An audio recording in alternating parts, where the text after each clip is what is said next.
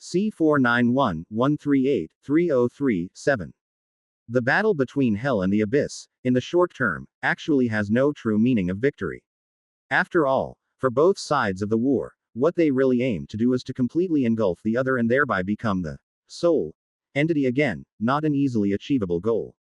Under such circumstances, once the collision of power begins, it likely won't stop, not even with the death of those demon gods who invaded the 9 hells. Unless one realm is utterly destroyed, the war will never end. Therefore, what the Serpent of the Central Court refers to as accomplishing its mission in one fell swoop does not mean ending the war itself but rather ensuring it progresses in a way that better serves the interests of the 9 hells. After all, for the weaker side, the most important thing is to control the intensity and scale of the conflict.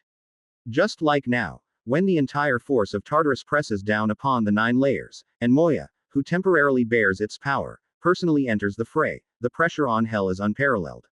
Even if hell manages to repel the opponent this time, if they don't find another outlet for the conflict between the 2 realms, the pressure from the abyss will only continue unabated, not diminished by the death or injury of the demon gods. If one defends for too long, they are bound to fail. The abyss can afford many losses, but if the 9 hells lose just once, it would severely damage their vital essence. A second loss could bring them perilously close to destruction. So from the start, this battle was never about completely annihilating the newcomers but about how to use the chaotic thinking of Tartarus to shift the battlefield down a notch. To bring it to a domain where the abyss might lose countless times, but hell could also afford many losses, and there, accumulate the wins little by little, apply reason, accumulate experience, innovate, and eventually turn around the situation between the 2 sides. Let's hope so. Resisting the pressure of Tartarus is not easy, and like today's event, I do not wish for a second occurrence. A deep voice resonated once more but vanished without waiting for a response. However, the Serpent of the Central Court wasn't surprised by this, for at this moment, Asmodeus was under far more pressure than it.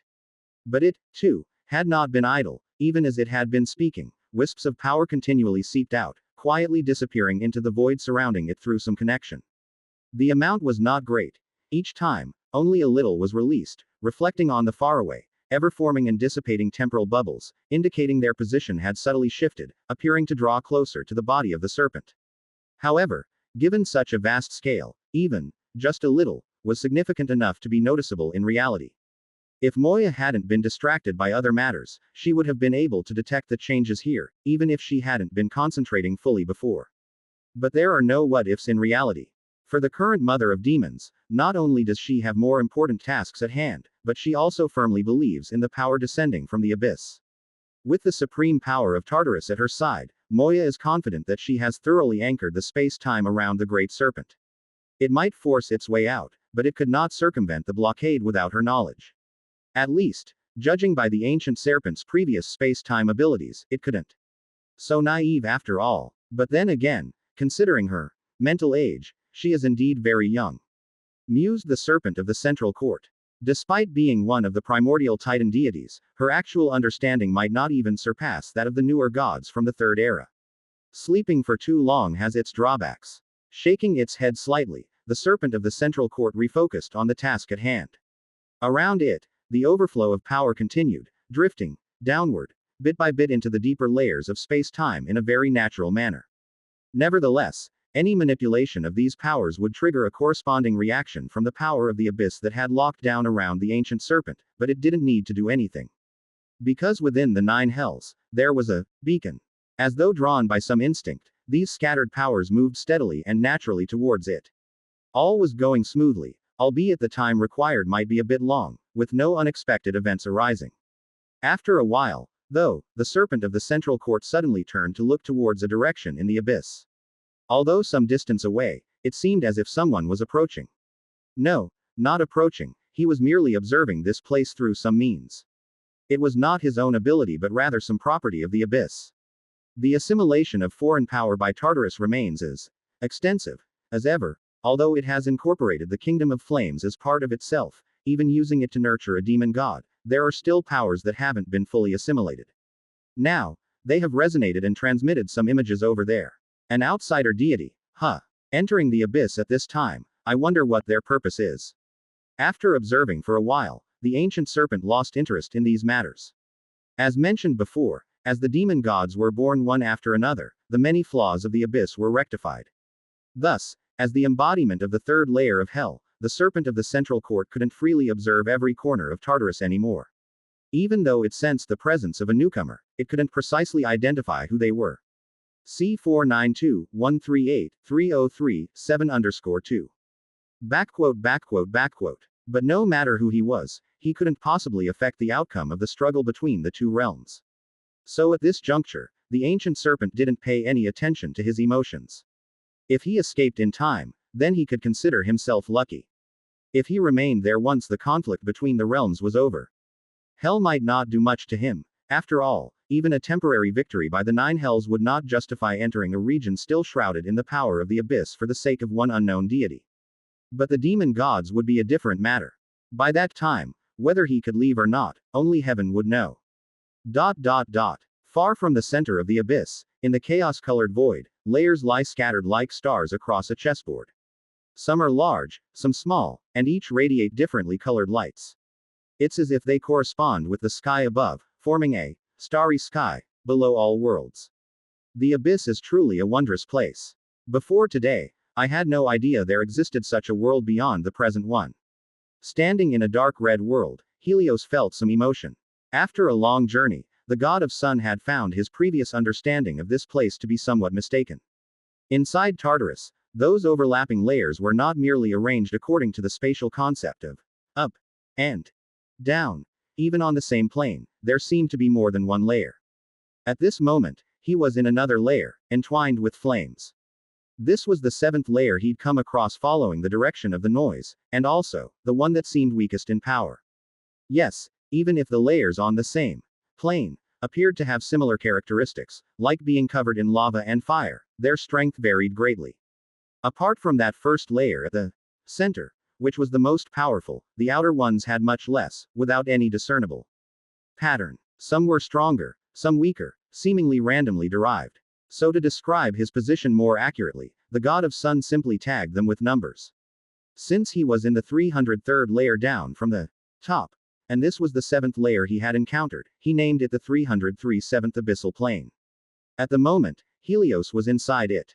He had decided not to go any further, as the closer he got, the more voices he faintly heard from that direction, letting the god of sun sense that something was not quite right. Where was this place? It was inside the body of primordial god Tartarus, the core beyond the world. Any voices that could transmit from here must be the result of deity-level power. And the noises coming from that direction didn't seem to be made by one individual. Helios even had a premonition that it might be a battle. A battle in the abyss. This was not an amusing prospect. So the sun chose to temporarily stop here, also taking advantage of the existence of the 337th layer to conceal his traces. He planned to stay for a while, ideally waiting for the commotion in the distance to cease for a moment, then approach covertly to see what exactly had happened there. As for retreating directly, it was something Helios hadn't considered. Even nowadays, the undying chaotic gods were often very rash. It was precisely because this was the abyss that the god of sun might not have chosen to wait here. However, that was what he initially thought, but when Helios truly entered the 337th layer of the abyss, his previous plan was instantly overturned. Because the god of sun suddenly realized that the smoke formed by the burning flames here had created a massive illusion that seemed to reflect an occurrence from somewhere else. It was not from an objective perspective, but rather a subjective view of a life form. Helios could even see the non-human-like arms of the perspective's owner and a huge chain sword that looked like a divine artifact. It seemed to be in a place that was extremely similar to the material realm, except there were no sun and moon, and it was exceedingly desolate. Following the viewpoint of this unknown life form, Helios also saw more than one distinctly different life form, and even across the vast distances of space, he could feel the powerful forces transmitted through the vision. Each one was no less powerful than he was, some even more so, and yet the sun god had never seen them before. But this was not the reason for his astonishment. After all, it was just a vision, and no one knew where it was occurring or whether it was real. But when he saw a familiar figure, Helios was completely certain that the place shown in the vision was still the abyss. Because that figure, who summoned storms, was all too familiar to him. Although it seemed to have undergone some changes, it was not enough to prevent the sun god from recognizing it. The god of meteorology, Crius, a prisoner confined to the abyss by King Zeus, was at this moment in battle, or perhaps a siege, with the owner of this perspective. His divine body was severely damaged, and even the recovery had slowed down. When he had previously been imprisoned in the sun, Helios had seen him being beaten severely by his own father god, but even during those most dangerous moments, the god of meteorology had never looked so disheveled. So, due to some spatial temporal miracle that I do not yet understand, a distant scene has been reflected here. It seems understandable. After all, the master of this perspective is emanating a flame of destruction, perhaps the entire 303rd layer of the abyss is somehow connected to it. Making a judgment effortlessly, Helios quickly accepted this outcome. However, what followed was a sigh of relief. For his caution. Incredible, the abyss has actually given birth to native deities, if they truly are deities.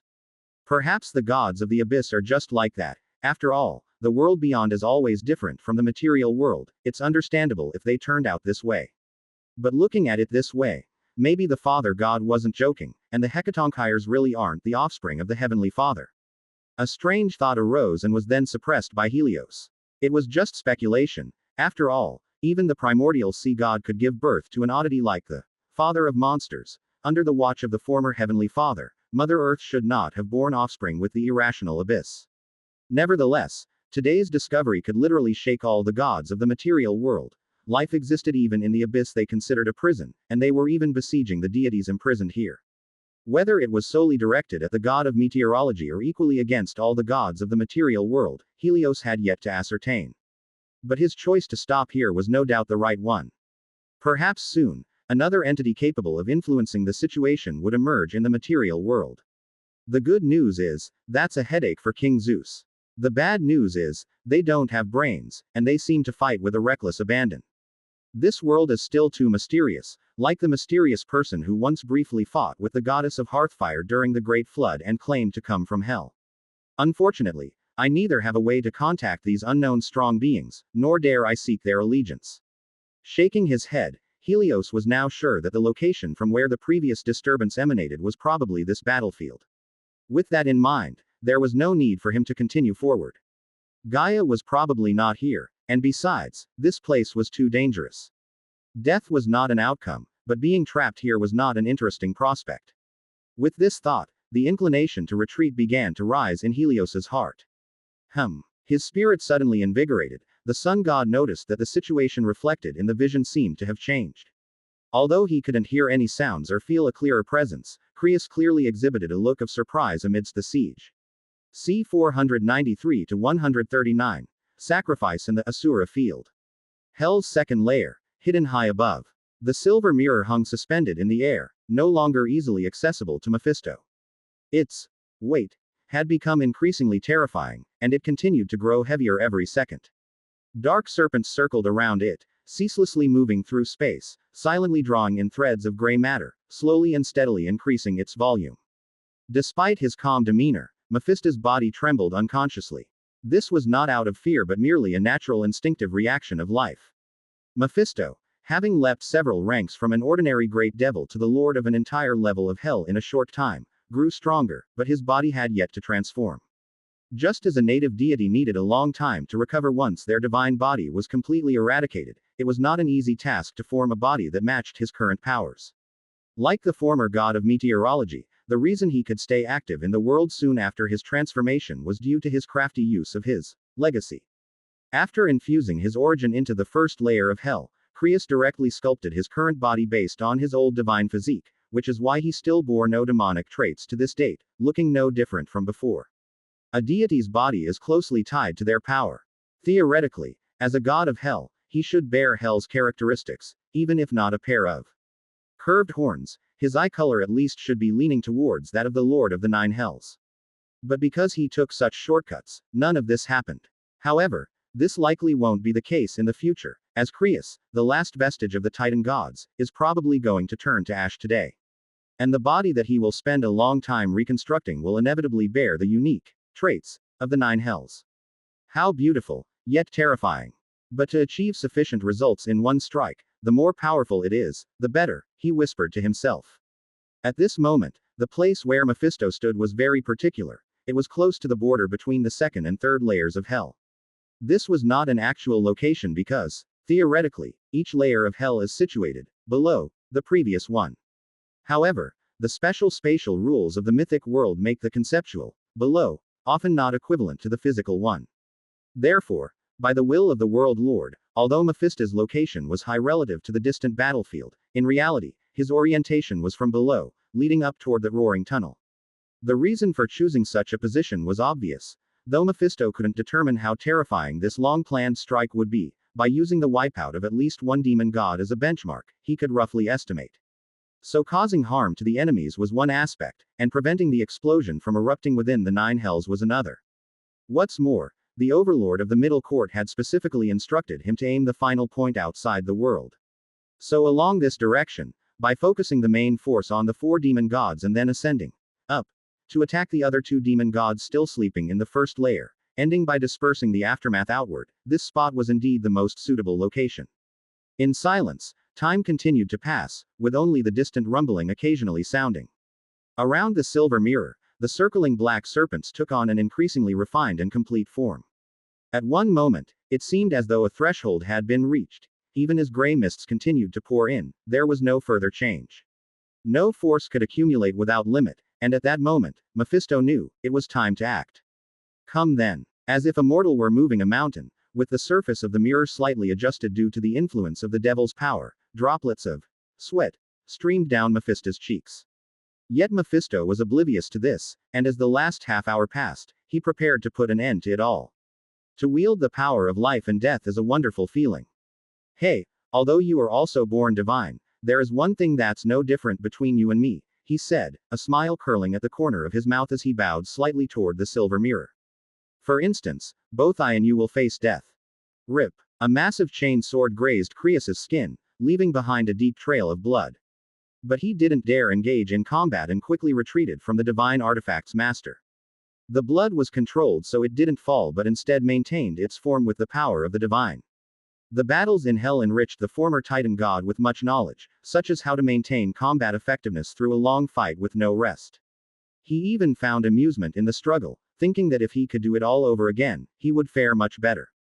Whoosh. Seeing the chain sword's master in pursuit, Creus continued dodging. The former god of meteorology, having been blown up 3 times, was well experienced with this. He could assure that although this demon god, engulfed in annihilation demon flame, had fallen more dramatically than he did, it would do the same again if given the chance. To kill an enemy at the cost of grave damage to oneself. A concept that in the language of later video games would be called wide-range AoE, turned into a single target effect. Creus marveled at his opponent's stupidity while also taking great care to avoid it. C 494-139. Sacrifice in the Asura field _2. However, the enemy he faced was ultimately not just one. Avoiding the one in front, there was another waiting for him.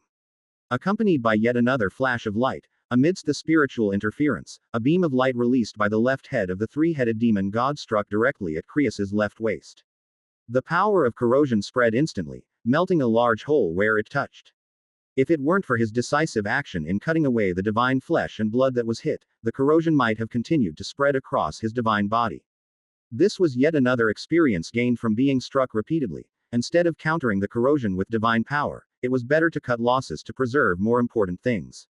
Huff. Furrowing his brow and taking a deep breath, the injury at his waist showed no signs of healing. Creus knew he was nearing his limit. Too much time had passed. Even with limited wisdom, the abyssal demon lords had gradually figured out his patterns, increasing the frequency of his injuries. Glancing again at the surrounding environment, that silver humanity who had been quiet since the battle began was still nowhere to be found.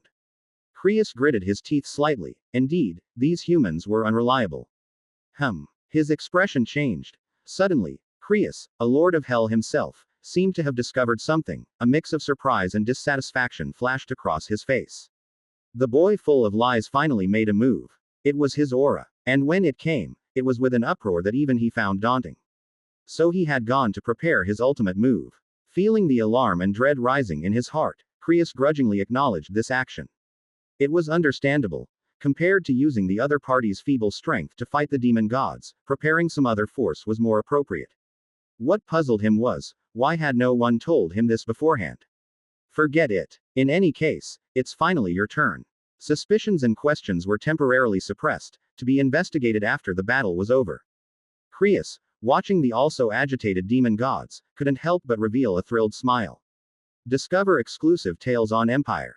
These twisted lives, I can finally. Buzz. The thought had not even finished crossing his mind when in an instant, starting from the edge of the second layer of hell, a tremendously terrifying aura spread out. Within and beyond the realm, nearly all living beings felt that strong presence.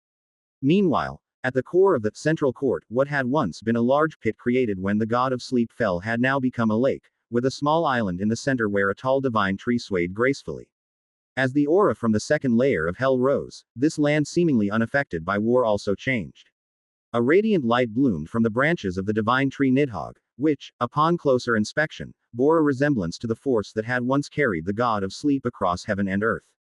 In an instant, two forces from different realms resonated together, intertwining yet remaining distinctly separate. When it all ended, like the tip and tail of an arrow, it pointed directly along a straight line at the demon gods still embroiled in fierce battle. What seemed like an age actually occurred in the blink of an eye. When the intense killing intent locked on its target, Crius hadn't even finished his thought.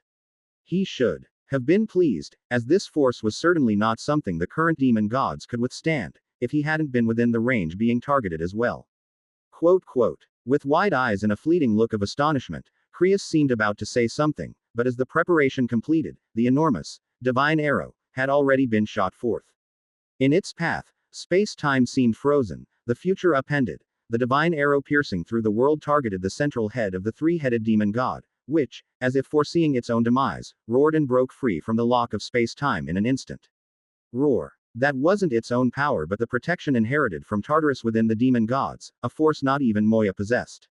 Even without personhood, the instinct of the abyss could still sense the difference between the mother of demons and her offspring. After all, as a former Titan deity, she was immortal, but they were not. So this force came into being. As first-generation demon gods conceived by Tartarus himself, sparing no cost from his origin, each was extraordinary. This was not only in terms of power but also because they contained a part of the abyssal origin and symbolized certain aspects of it, being part of his rules. Even if this symbolism was different from the power of the greater ones and only meaningful within the abyss, this further emphasized their importance to Tartarus himself. Therefore, the abyssal instinct did not wish for them to die, just as the present world did not wish for the deities to die. It generously bestowed power that would bring them back into the abyss when their lives were threatened by a higher force. If it had just been the power of the serpent of the central court, the bestowed protection would have taken effect. But reality held no ifs, and under this long premeditated arrow, all things were reduced to nothingness. It felt like days or scarcely a second. The concept of time had already blurred. In the moment perceived by outsiders, it was eternity in the eyes of Crius. At the edge of his vision, he saw only a divine tree shaking, some terrifying thing approaching, and then all existence was erased, bit by bit, until it was his turn at last. C 495-139. Sacrifice in the Asura field _3. However, in the final second before his consciousness fully cleared, the former god of meteorology still took note of the fate of his adversary. The result, however, made him curse out loud. So, I'm the only one who didn't even leave a corpse behind. As the thought crossed his mind, he then sunk into a cold slumber, all that was happening on the battlefield now irrelevant to him. But it could be imagined that Crius's sleep would likely only last for a brief moment. Soon, he would awaken anew in the boisterous hollow tunnels. Unharmed in essence and perhaps, before long, he might even celebrate the victory of the nine hells.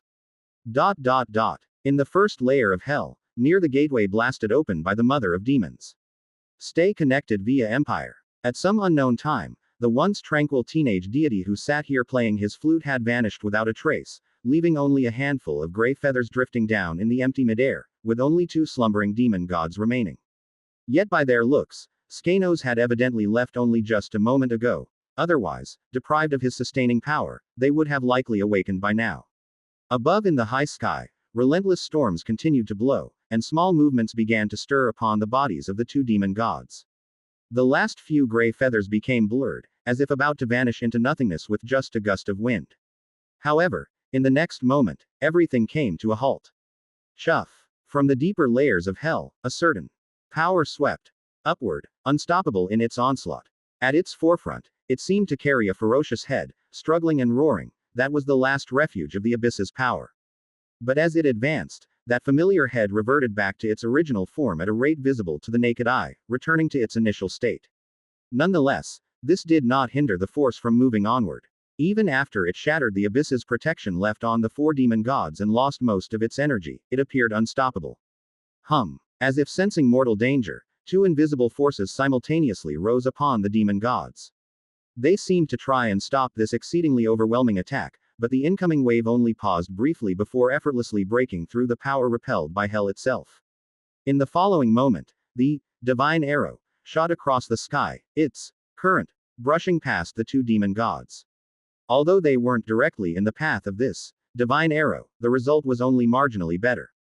The black shadows seemed to awaken for an instant, then were torn asunder in a fraction of a second, plummeting to the outside world along the arrow's trajectory. On the other hand, the demon god shrouded in blue mist held up somewhat better. It managed to struggle before 1/3 of its body was cleaved away, plummeting alongside it into the void beyond hell. In the blink of an eye, with the last two demon gods, one dead and one wounded, the arrow still showed no sign of stopping. It continued forward, flying out beyond hell under the watchful eyes of many. Yet, it seemed to have reached the end of its strength, and its final resting place was not too far off, merely flying to where the serpent of the central court and Moya's powers met, amidst those time-space bubbles constantly being tainted and reborn. Carrying the arrowhead, with the demon god's origin, it fell freely, embedding itself in that void. Like an axe-splitting chaos, where it landed marked the beginning of creation. All is going well. In the void, indifferent to the sudden shock and rage of Moya, the ancient serpent nodded slightly. Then, in the next moment, the sacrifice rule embedded in the interface due to Zeus's prior influence emerged. The Titans with their 3 heads and 8 arms wielded 3 distinct powers, one that slowly corrupted everything, one that efficiently annihilated all spirits, and the last in the middle that could siphon the power of its foes from slaughter to strengthen oneself. C3 to 117. The divine tree that grew from Gingnir's main trunk inherited its most core capabilities, one supplanting another, gains matched with sacrifices. Lastly, there was the unique connection between the abyss and hell. They fell together into that time-space bubble, the space that for many years had been born and destroyed in the clashes between the ancient serpent and Moya's powers, or the collision of hell and the abyss. You should have another title. A transformation was underway, the will of the abyss seemed to be boiling over with rage. But the ancient serpent was relaxed, because at this point, everything was unstoppable. So, looking at the birth within the time-space bubble, seemingly slow but actually swiftly taking shape, even vaguely belonging both to the abyss and hell, a deep voice came from the serpent's head. A fight to the death, the survivor, as the king. From this day on, you shall be called Asura Field. C 496 to 140. A whale falls, thousands of lives flourish. Asura. This is a typical fabricated term, which in Laine's fleeting memory before he arrived in this world, existed in the mythology of another Eastern civilization. Sometimes they were seen as deities, but sometimes not. However, they mostly lacked innate duties and powers and were innately warlike, with a strong desire for life. Placing such a term here couldn't be more fitting. Thus, when the ancient serpent spoke, it was as if the world bestowed a true name upon the newborn realm, and the emerging domain was branded with a name at its origin.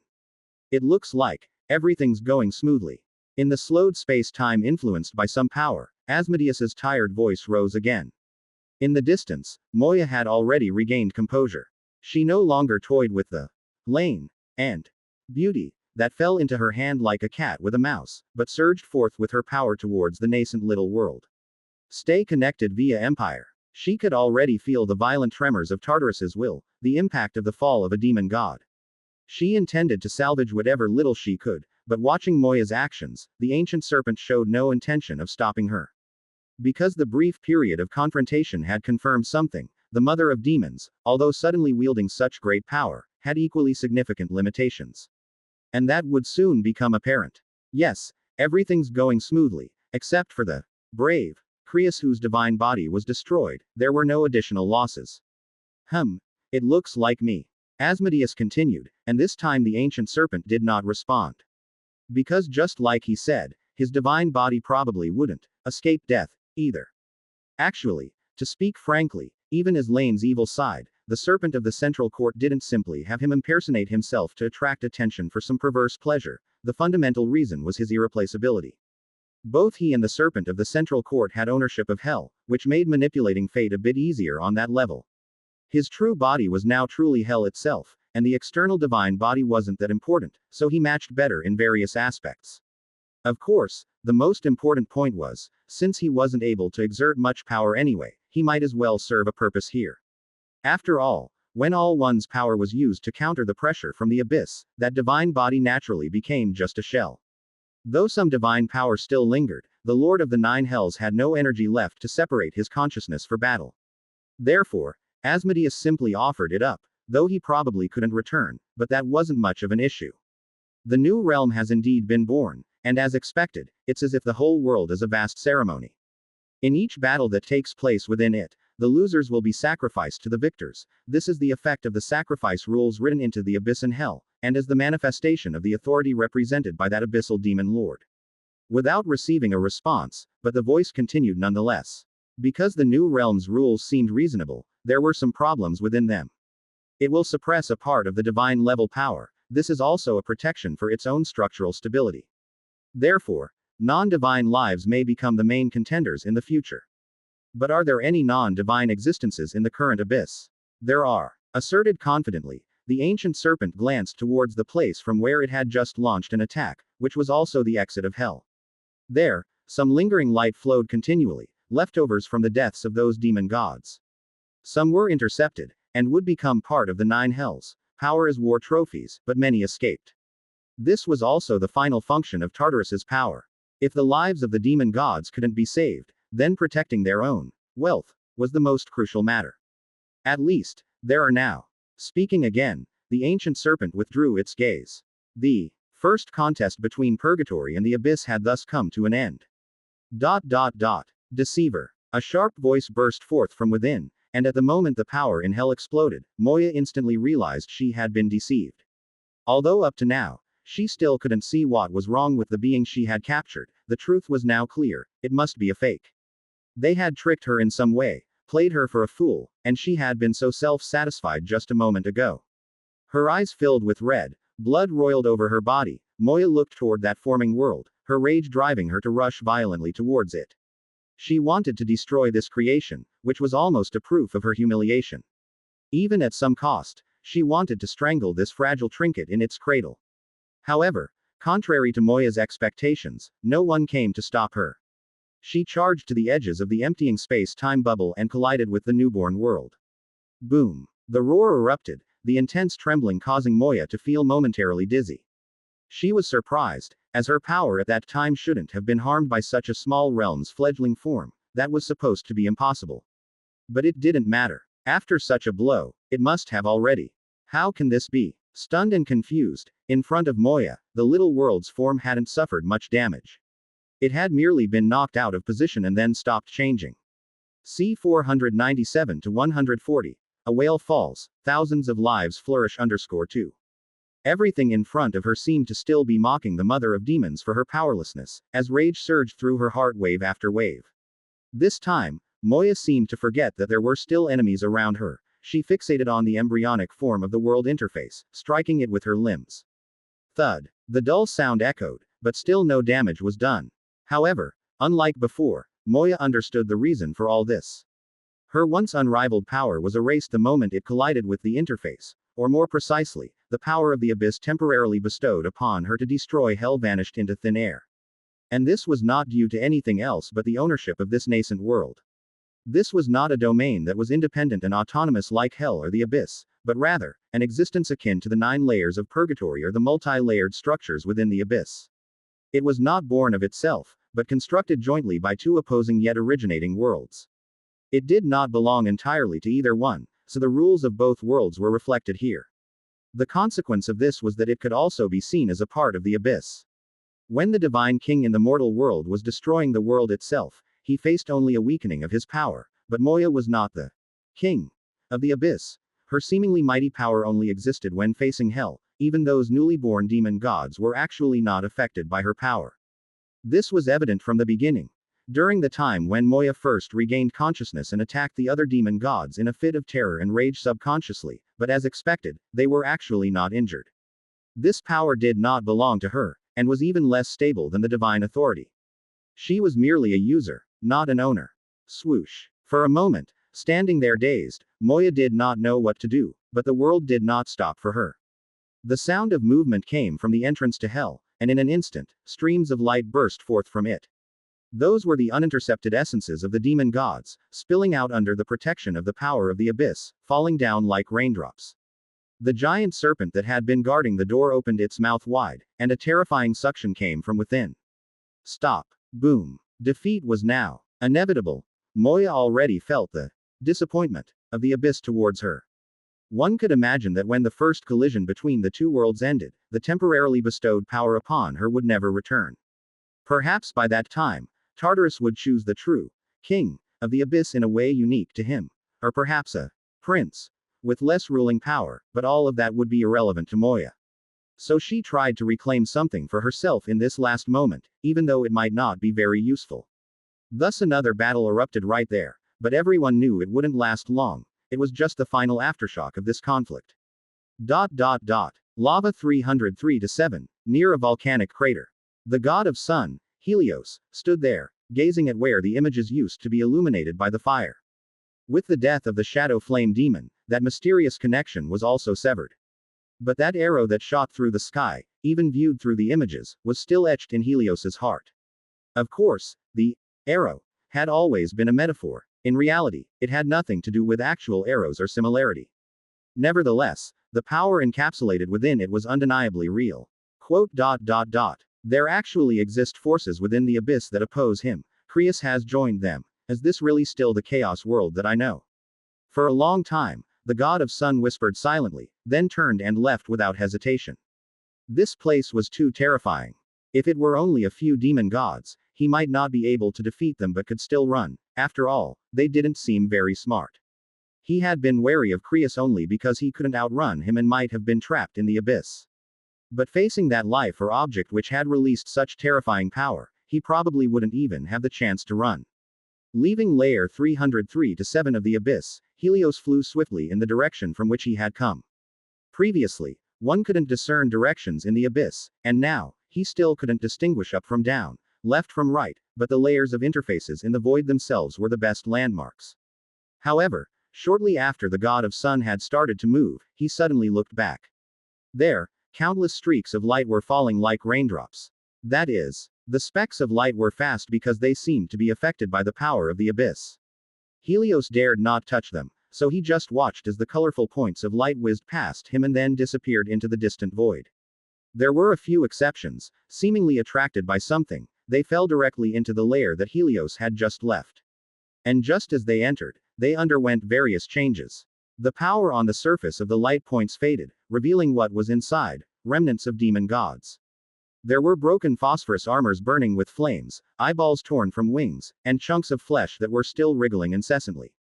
Then, right before Helios's eyes, as they touched the ground in a mere instant, they burst forth with unprecedented life force, transforming into a variety of different beings. There were eyeballs floating in midair, emitting a strong mental aura with nerves and tendrils drifting around. There were ferocious demons that burned with flames, looking extremely similar to the now destroyed flame demon, and there were shadows writhing on the ground, their gathering and scattering influencing the surrounding environment. A whale falls, life teems. Although such a phrase did not exist in the chaos world, a similar notion nevertheless arose in Helios's heart. The current gods were immortal, so he had never seen the sight of a deity-level existence dying. But now it seemed their downfall was just a beginning, and from the corpses of those ancient beings, a brand new race would be born. They would become masters of the abyss in the future, this dead and empty world brimming with new life. Hiss. Hum. His expression subtly changing, Helios turned sharply. In the distance, in the place he had marked as layer 303-6, a massive worm was hissing at him through the barrier of the interface. And the moment he saw it, a name resembling the true names of real deities echoed from the depths of the god of sun's heart. Earth-shaking worm, a new god born after the demon god's limbs absorbed a portion of the abyss's power. In comparison to the already fallen progenitor, it no longer controlled life and transformation, and its power had only just reached the true god threshold. However, and intuition told Helios that although the power of this second generation abyss deity may have greatly reduced at the start, they seem to no longer be as irrational as the first generation. At least from the eyes of this newly born being before him, the god of sun felt as if he saw apprehension and threat. This was something the demon gods in the previous images did not possess. To them, there seemed to be only destruction and slaughter. Hey, this is just too outrageous. Am I witnessing an era transition that belongs to a world beyond? Although the power of the life before him posed no threat to him, thinking about the vast number of abyss's layers that he had passed through, a chill surged from the heart of the god of sun. He hoped they would stay in the abyss forever, never to come out. With that thought, Helios lingered no longer. He immediately transformed into a beam of golden light and fled back the way he came. This place was simply not suitable for his existence. C 498 to 141. The Last Snow and Sound. Mortal Realm. Heavy snow envelops the sky. In February, the ground remained covered with frost. The rotation of the 12 zodiac star domains had just reached the center of the 12th zodiac plane, and if it were in the distant future, it might have another more pleasant name, Pisces. Of course, whether it would still receive the same name in this lifetime was difficult to guess. At least for now, it was merely an ordinary star domain. The cold wind howled as always, and it was said that extremes meet, a truth universally acknowledged.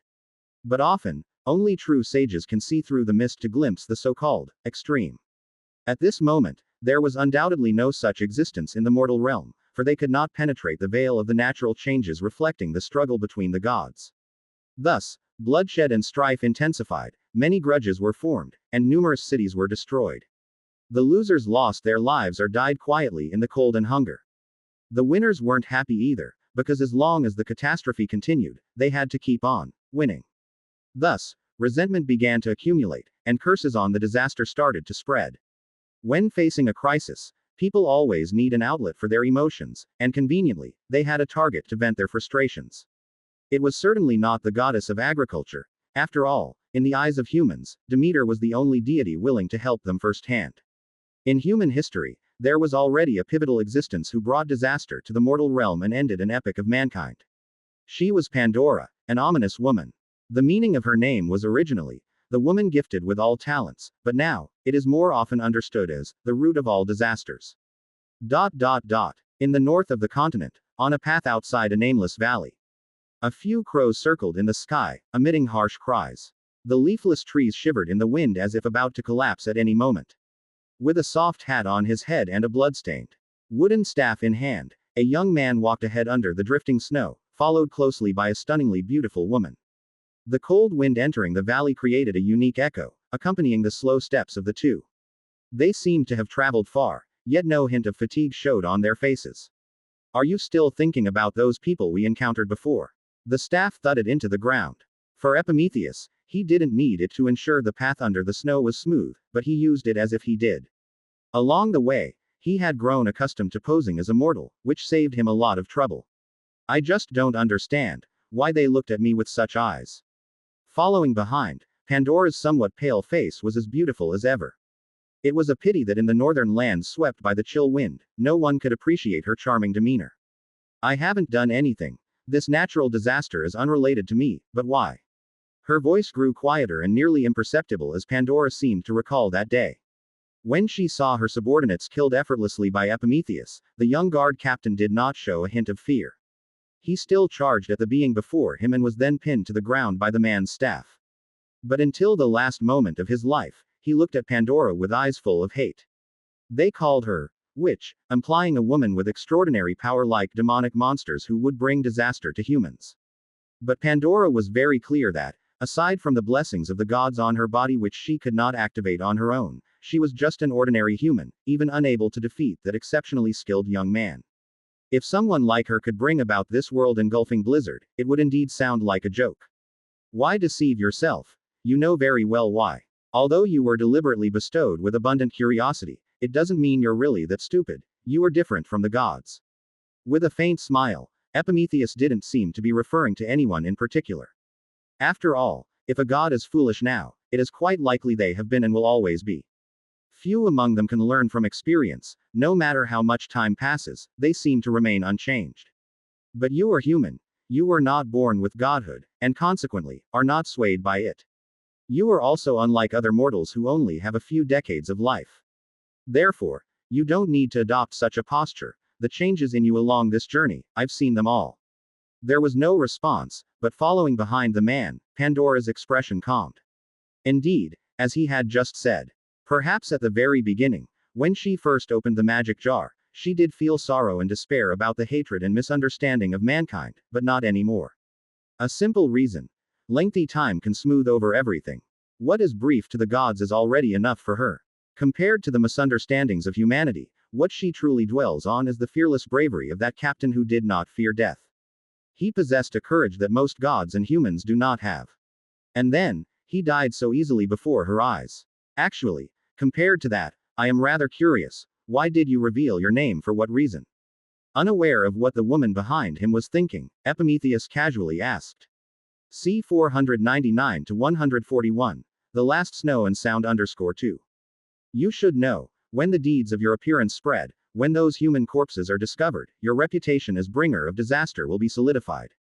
And then, those beliefs that swirl around you, yet cannot be absorbed by you, will only grow more and more, leaving you restless day and night. Not intentionally, Pandora said without answering, merely correcting.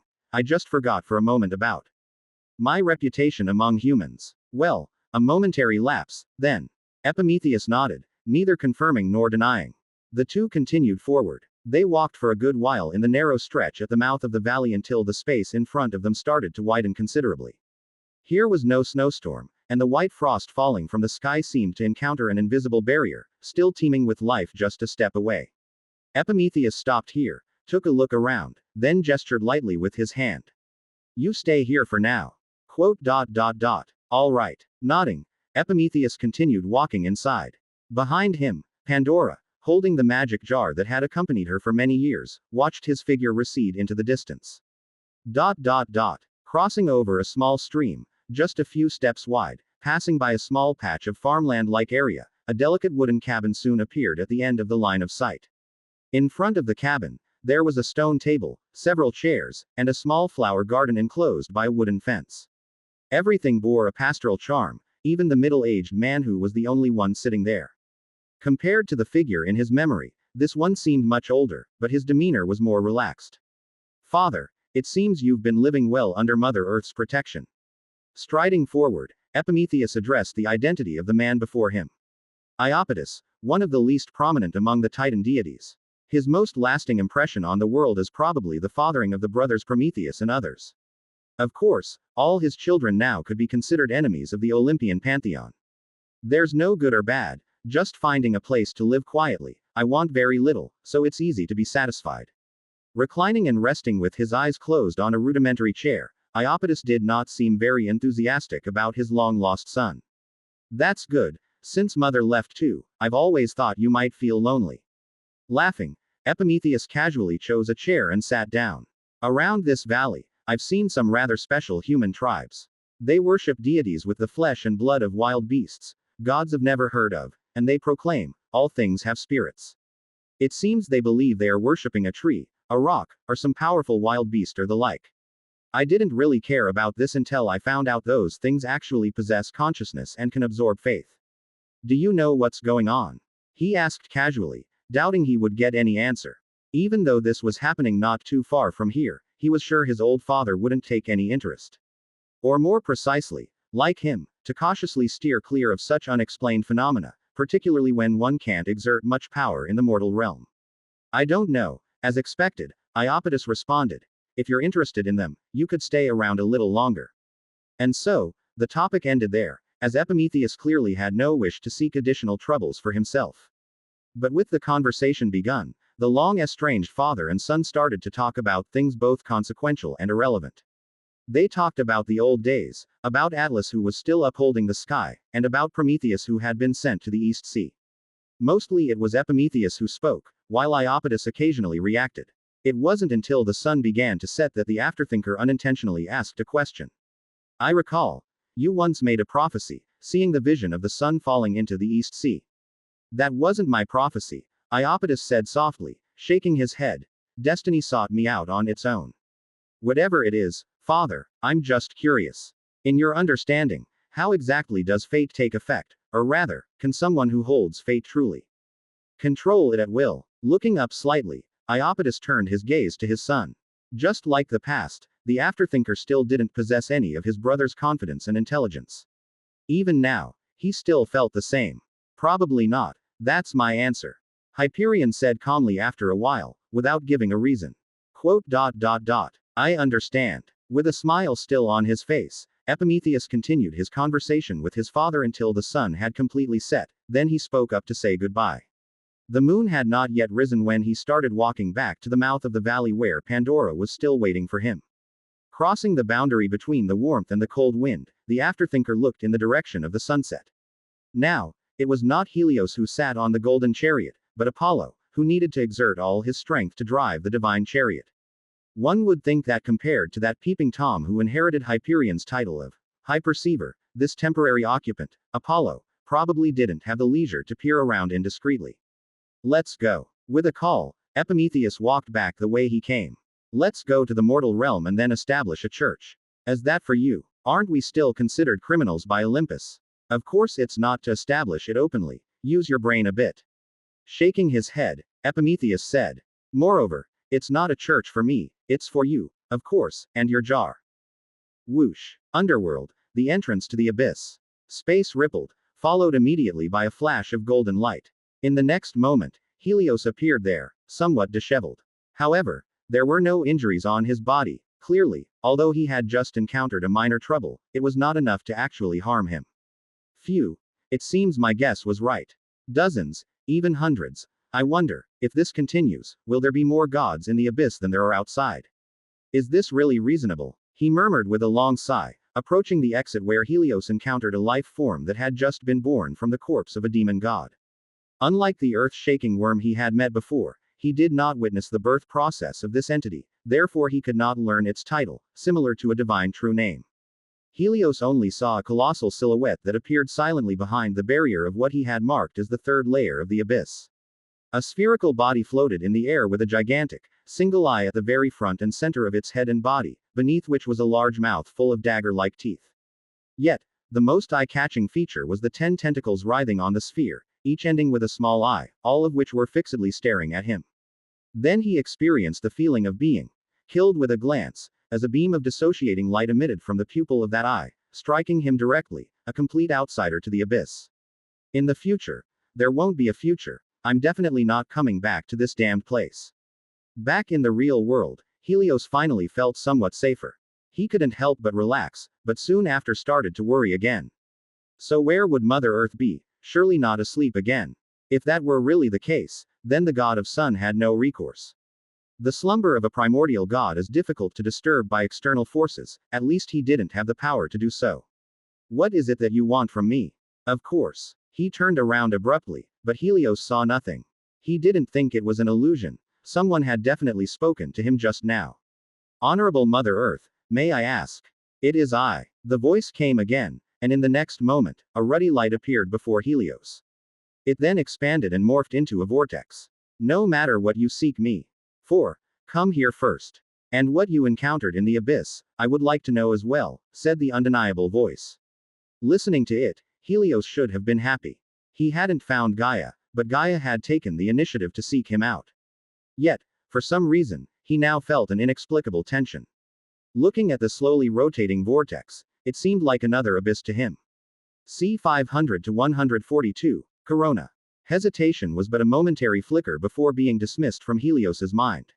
Although the intuition of the primordial deities was indeed sharp, it was not surprising to the god of sun that he would have such a feeling.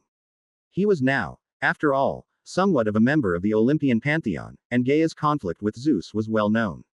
Strictly speaking, they were still enemies, and perhaps that was the source of the warning. Pushing aside the unease in his heart, Helios stepped into the reddish-brown circle of light. With a flash, he vanished from the spot. Following a sensation of spatial transition, darkness fell before his eyes, then light returned, and Helios found himself in a massive underground cavern. The ground was somewhat wet and slippery, uncomfortable to stand upon. Although his exact location remained unknown, the subtle shifts in the environmental laws allowed Helios to ascertain that he was no longer in the underworld. He must have returned to the surface, or someplace near it.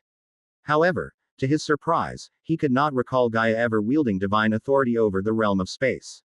Aside from the previous divine king, Cronus, no known deity had ever wielded such power. Therefore, even the divine arts created by the gods lacked similar capabilities.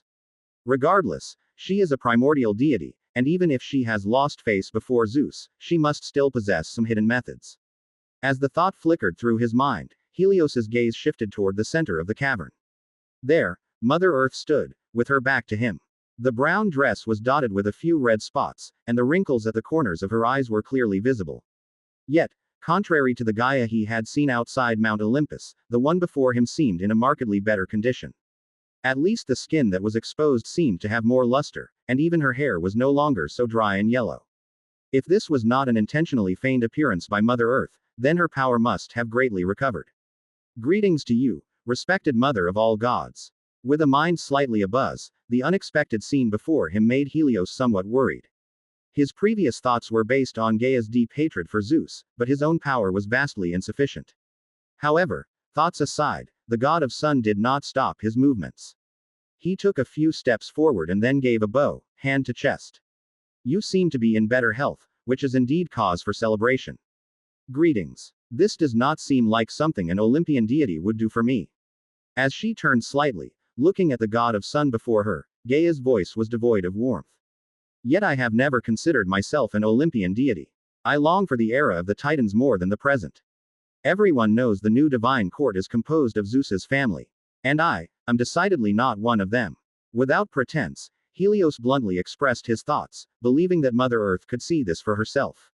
And indeed, it was so.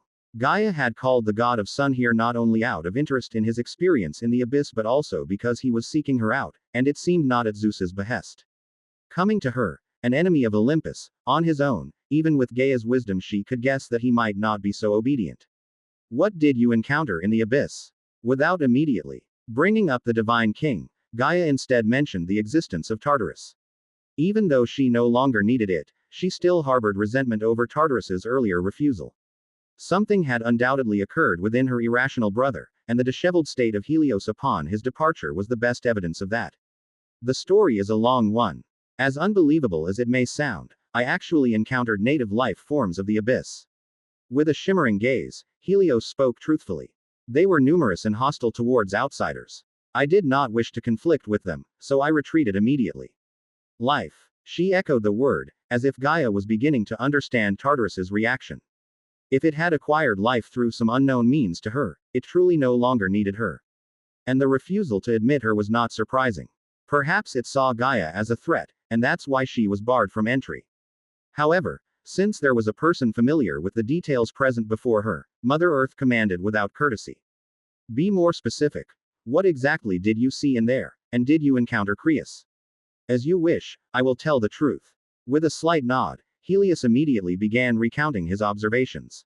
The numerous layers, the peculiar life forms existing within those planes, and the various phenomena that differed significantly from the outer world. Everything he described did not seem like the abyss but rather another material plane. Of course, in the end, Helios regretfully stated that he had not encountered the god of meteorology. After all, the abyss was too vast, and it was very difficult to find any particular deity without guidance. Moreover, his visit was not for the purpose of seeking Creus. Gaia did not doubt his word, it was just a casual inquiry. Now her conflict with Zeus was not so much about Creus nor the golden apple tree, whose mastermind might be someone else. Compared to them, Zeus himself was the existence she could least tolerate. C 501-142, Corona, _2. He established the authority of the divine king with his own dignity, so as long as he remained the sovereign of the gods, Gaia would never rest easy. Therefore, at the end of Helios's narrative, Gaia looked at this child of Hyperion. Compared to his father, Helios lacked that sense of ferocity and intensity, like a stone whose edges had been worn smooth, something anyone could hold in their hands. But now he had taken the initiative to seek her out, perhaps this proved he had his own agenda. However, before that, Gaia needed to understand what grievance he had with Zeus that made him want to rebel against the other, even after witnessing the power of the divine king. He could not possibly have noticed the changes in himself recently. After all, even Gaia herself was surprised by it. So in the eyes of Helios, he was inferior to Zeus. With doubts in her heart, Gaia then asked, and in front of her, the god of sun gave an answer that left no room for questioning. Because the one driving the sun chariot now is not me. Mother Earth, this is the first time it has happened, and I hope it is also the last. I see, you are about to be replaced by Zeus's son, which is why you have come seeking my help. Previously not realizing it, until reminded by him, Gaia suddenly became aware that although Helios was in front of her, the movement of the sun was still proceeding as usual. For a deity, the encroachment of authority is the most unbearable. It was not surprising that he would make such a choice, but in front of Helios, Gaia just sneered coldly. Light often accompanies the sun, so, in this sense, it is indeed possible you could be replaced by Zeus's son, but you may have found the wrong person. I am not a match for Zeus. Naturally, I cannot help you, and even if you want my assistance, what do you have that could move me? He faltered for a moment, but then Helios immediately said, I can work for you. After all, you must have some matters that are inconvenient for you to handle yourself.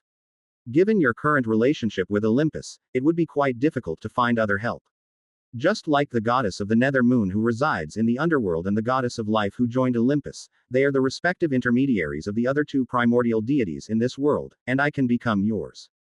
I do not need a subordinate who has betrayed his father and two rulers, and although there is no possibility of reconciliation with Olympus, I do not need such an envoy with ulterior motives. Gaia interrupted coldly, rejecting him once again without mercy. She meant every word, and in front of her, Helios tried several times to say something in his defense, but in the end, he didn't voice it. He knew himself that his 3 acts of betrayal each had their reasons. Hyperion had locked him in the sun, fearing the child would contest with him for the dominion of the daylight. Cronus, although later didn't do much to him, had initially forced Helios to agree to the creation of the sun chariot to prevent another ruler of the stars from being born. As for Zeus, he now directly threatened Helios's authority, but the god of sun knew that even if he explained, Gaia was unlikely to listen to him. Because, as Mother Earth had said, the most crucial issue was, he was of no use to Gaia. Helios had thought that perhaps out of spite for Zeus, this capricious Mother Earth would agree to help him, but now it was clear things were different from what he had expected. With a heavy heart, but forcing a smile, the god of sun bid Gaia farewell. If that's the case, then respected Mother Earth, please allow me to take my leave. Turning back toward the way he had come, Helios's mind was already considering other options. No matter what, he couldn't just sit and wait. Yet as one foot had already crossed over the russet ring of light, at that moment, Mother Earth's voice once again came from behind him. Wait. Turning around in confusion, Helios did not know what else Gaia wanted to say. And facing the puzzled gaze of the god of sun, Gaia spoke indifferently. I will not help you, Helios, but perhaps you can help yourself. I now have my own matters to attend to and have no time to bother with the affairs on the surface. Zeus will pay for his arrogance, but not today. However, if you possess the power that Zeus fears, then his son will not be a threat to your position. But I do not have such power. He spoke slowly, yet as he listened to Gaia's words, a sense of anticipation began to rise in Helios's heart. Mother Earth would not make such a statement without reason, and since she had mentioned it, you can have it. Without disappointing Helios, Gaia merely smiled. The next moment, she lifted the veil of a concealing power. In an instant, everything before the god of sun transformed. He was no longer in a cave, but in a chamber of flesh and blood. The wet and slippery ground beneath his feet was not made of stone, but an egg teeming with life. Through the translucent membranes, Helios could see an entity with 100 heads swimming within, everything seeming so bizarre. But after his journey to the abyss, his acceptance of such matters had already advanced more than just one level. Among all these changes, only Gaia herself remained unchanged. She was still wearing her brown dress, only the red spots had turned into crystal clear branches that penetrated deep within. They glowed faintly, pulsing like blood vessels, as if they constantly transported something into Mother Earth's body. With each penetration, Gaia's presence became imperceptibly more profound. You don't have it now, but you can, if you are willing to accept it. In front of the god of sun, Gaia snapped off a piece of branch that resembled red crystal and tossed it towards Helios. Even after leaving her body, the branch seemed to retain its vitality. Fine tendrils were dropping from it, swaying in the air, as if searching for something. This is poison to mortals, but to a deity, it is merely a supplement. She wasn't lying. Gaia indeed thought so. That power from the outer god indeed possessed strong corruptive and erosive qualities, and it even influenced the spirit of its possessor. But under the protection of the current world's laws, it had not affected Gaia's sanity in the slightest. After all, she was the foundation of the current world, the original primordial deity. As long as nothing went wrong with the world itself, she would remain unaffected, or so she assumed for Helios as well.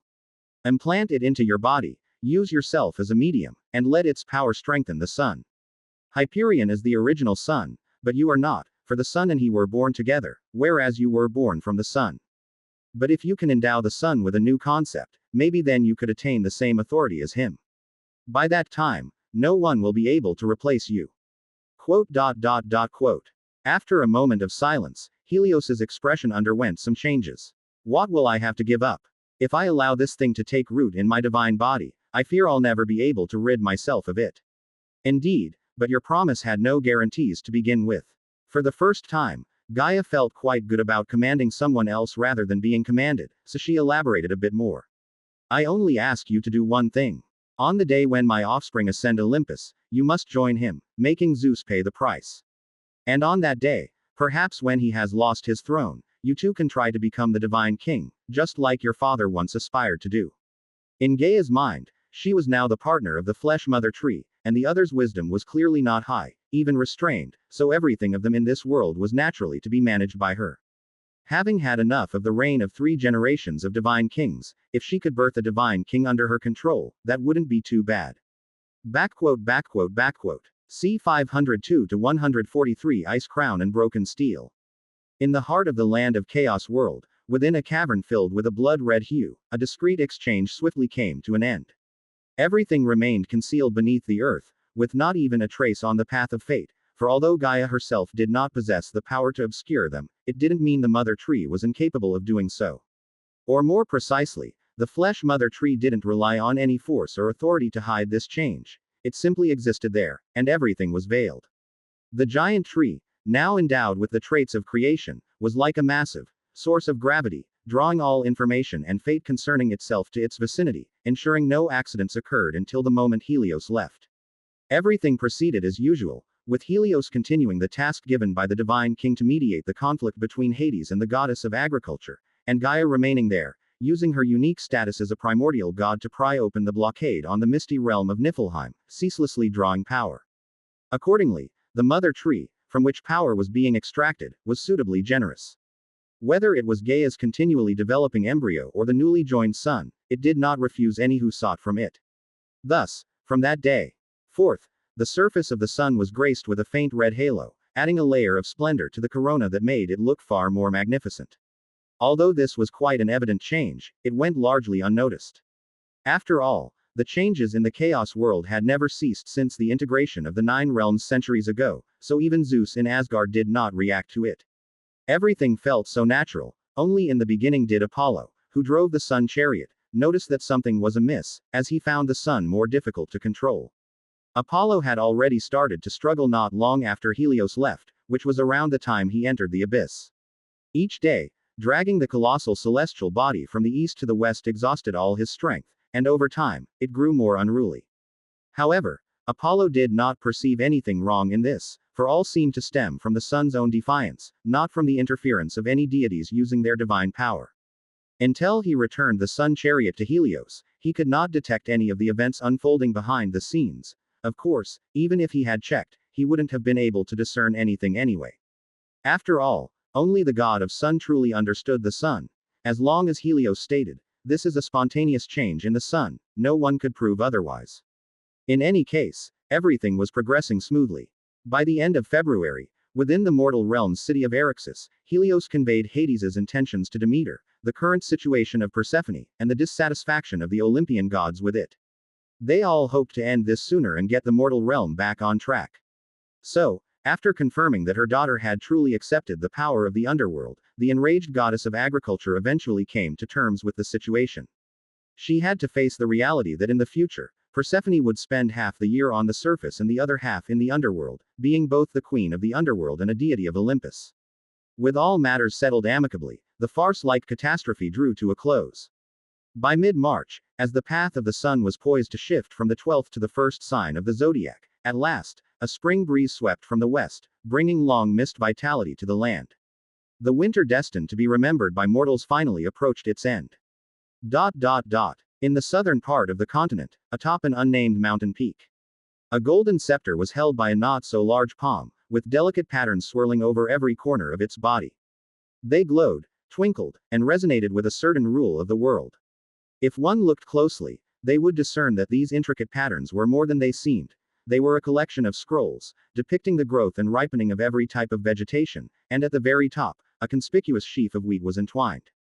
This was not an innate feature of the divine artifact but rather a manifestation of culture and godhood born from sentient life. Unlike innate or objectively existing matter, these cultural divine roles, reliant on the birth of intelligent life, did not directly bestow divine power to their wielder, but they did effectively broaden the scope of their authority. At this moment, however, the brightly shining divine artifact was not unleashing any power but rather retracting its influence on the world. Under the control of its current wielder, the forces once released were recalled one by one, erasing the invisible shackles. All life resumed its growth, then the cold weather stopped their budding. So, the next instant, within the all-spirit realm, the god of spring and renewal, prepared in advance, scattered her power to the world, allowing the spring wind to begin caressing the earth, and the complete cycle of the 4 seasons embarked on its first revolution. The calendar, established long before ancient times, was further perfected, tightly linked to the trajectory of the sun and the arrangement of the stars, granting even greater order to the world. The chaos world took another step forward, but the script lost yet another page. Meanwhile, standing on the mountain peak, Eros looked at his twin brother. C 503-143 Ice Crown and Broken Steel _2. The moment he set down the scepter, a blue ice crown settled upon Volos's head. The ice and snow on the ground, still not dissolved, seemed to resonate with him, congratulating their master on his birth. It seems you do not intend to directly integrate it into your body. After waiting a little while longer, until the ice crown had fully stabilized, Eros couldn't help but speak. Due to their special identities, the formation of the ice crown encountered no difficulties, which was precisely why the task was left to the two of them. And indeed, the result turned out just as expected. There is no need. Integrating it would only contaminate my pure origin. The separate seasons themselves are not a formidable godhood. If not for their cycle itself, I would hardly take any interest in it. Volos slowly opened his eyes and released his right hand. The scepter of wealth slipped from the palm, dropping straight to the ground, sinking into the soil, and then vanished without a trace. It likely returned to its master, but Volos did not feel any loss. The only use that the divine artifact had for him had already come to an end, and he did not plan to keep it in hand any longer. Let's go, it's time to return. Touching the top of his head, which was a bit uncomfortable, Volos still wasn't accustomed to suddenly having such a cold object. He intended to later leave it in the 4th layer of the spirit realm and let it participate in the cycle of the seasons by itself. As for the two of them, the recently born twins were still filled with curiosity about this world. They had already agreed to explore this world in their own way afterwards. Well, let's go back then. Nodding in agreement, Eros did not object. Before leaving, she glanced towards the northeast, where the city of Eryxis lay. 1,000 years later, or perhaps 2,000, she planned to go there and see what kind of legends the king, prince, queen, and goddess had left for the humans to come. Spirit realm, 5th layer. The vast interface was as desolate as ever, and at the most central place, the opposing interfaces of positive and negative energy were still producing conflict and division. Since ending the expedition to the fantasy world some time ago, Laine had returned directly here, continuing to stabilize the cycles of these two inner realms. Although he was still indispensable here, as time passed, he needed to spend less and less effort on it. Therefore, in his free time, much like before, Laine naturally devoted his spare moments to other pursuits. Localization improvement of the rune scriptures was one aspect. He had even tried to complete a part of it, only to be unsatisfied and start over again. However, this time, due to the exploration of Zeus's memories, he gained 2 additional topics. The first goes without saying. Ever since obtaining the manifestation of the creation force, exploring its form of existence and understanding how to use it more skillfully became one of Laine's most pressing concerns, yet this was even more difficult than improving the runes. Facing this nearly omnipotent force, he was like confronting the immortal nature of a deity. Although he could use it, he had not gained greater understanding of it. Therefore, after his attempts bore no fruit, Laine decisively set it aside for the time being. Perhaps, just as he needed to attain great divine power to carry the mighty symbol, only by reaching the realm of Tartarus or even the dawn of Gaia's birth could he truly understand the mysteries of the creation realm. By comparison, another topic seemed not so lofty. The ritual of Zeus, although profound, was something that Laine could deconstruct and comprehend. This method of constructing symbols through special means was like a primer, opening up Laine's thought processes considerably. If symbols could be constructed in such a way, then perhaps the more fundamental authority could be, too. However, the foundation that authority itself could become was a cornerstone for constructing symbols. Laine couldn't think of what could serve as the foundation of authority just yet. Faith was out of the question, it was too easily changed. There are exceptions, however. Those faiths that are not born of worship and sacrifice, those that have continuously arisen from the past of civilization, are constant, he mumbled. But such power, it still doesn't seem quite suitable to be utilized by mortals. To touch upon faith before reaching the domain of a god might not be a good thing, he added. After some thought, Laine finally shook his head. If there ever came a day when he would venture to try himself, he would completely and thoroughly strip himself of his humanity, leaving no connection between it and his essence. For any connection, however slight, would make it easier for others to detect the link between this special incarnation and himself, and would likely create vulnerabilities in his path to godhood. If he relied on his own traits as a deity to exempt some of the difficulties on the road to godhood, it meant that his understanding of that stage would remain blank.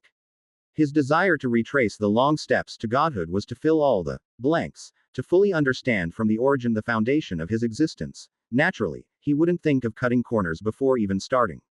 It's still quite difficult, but that's to be expected, he sighed.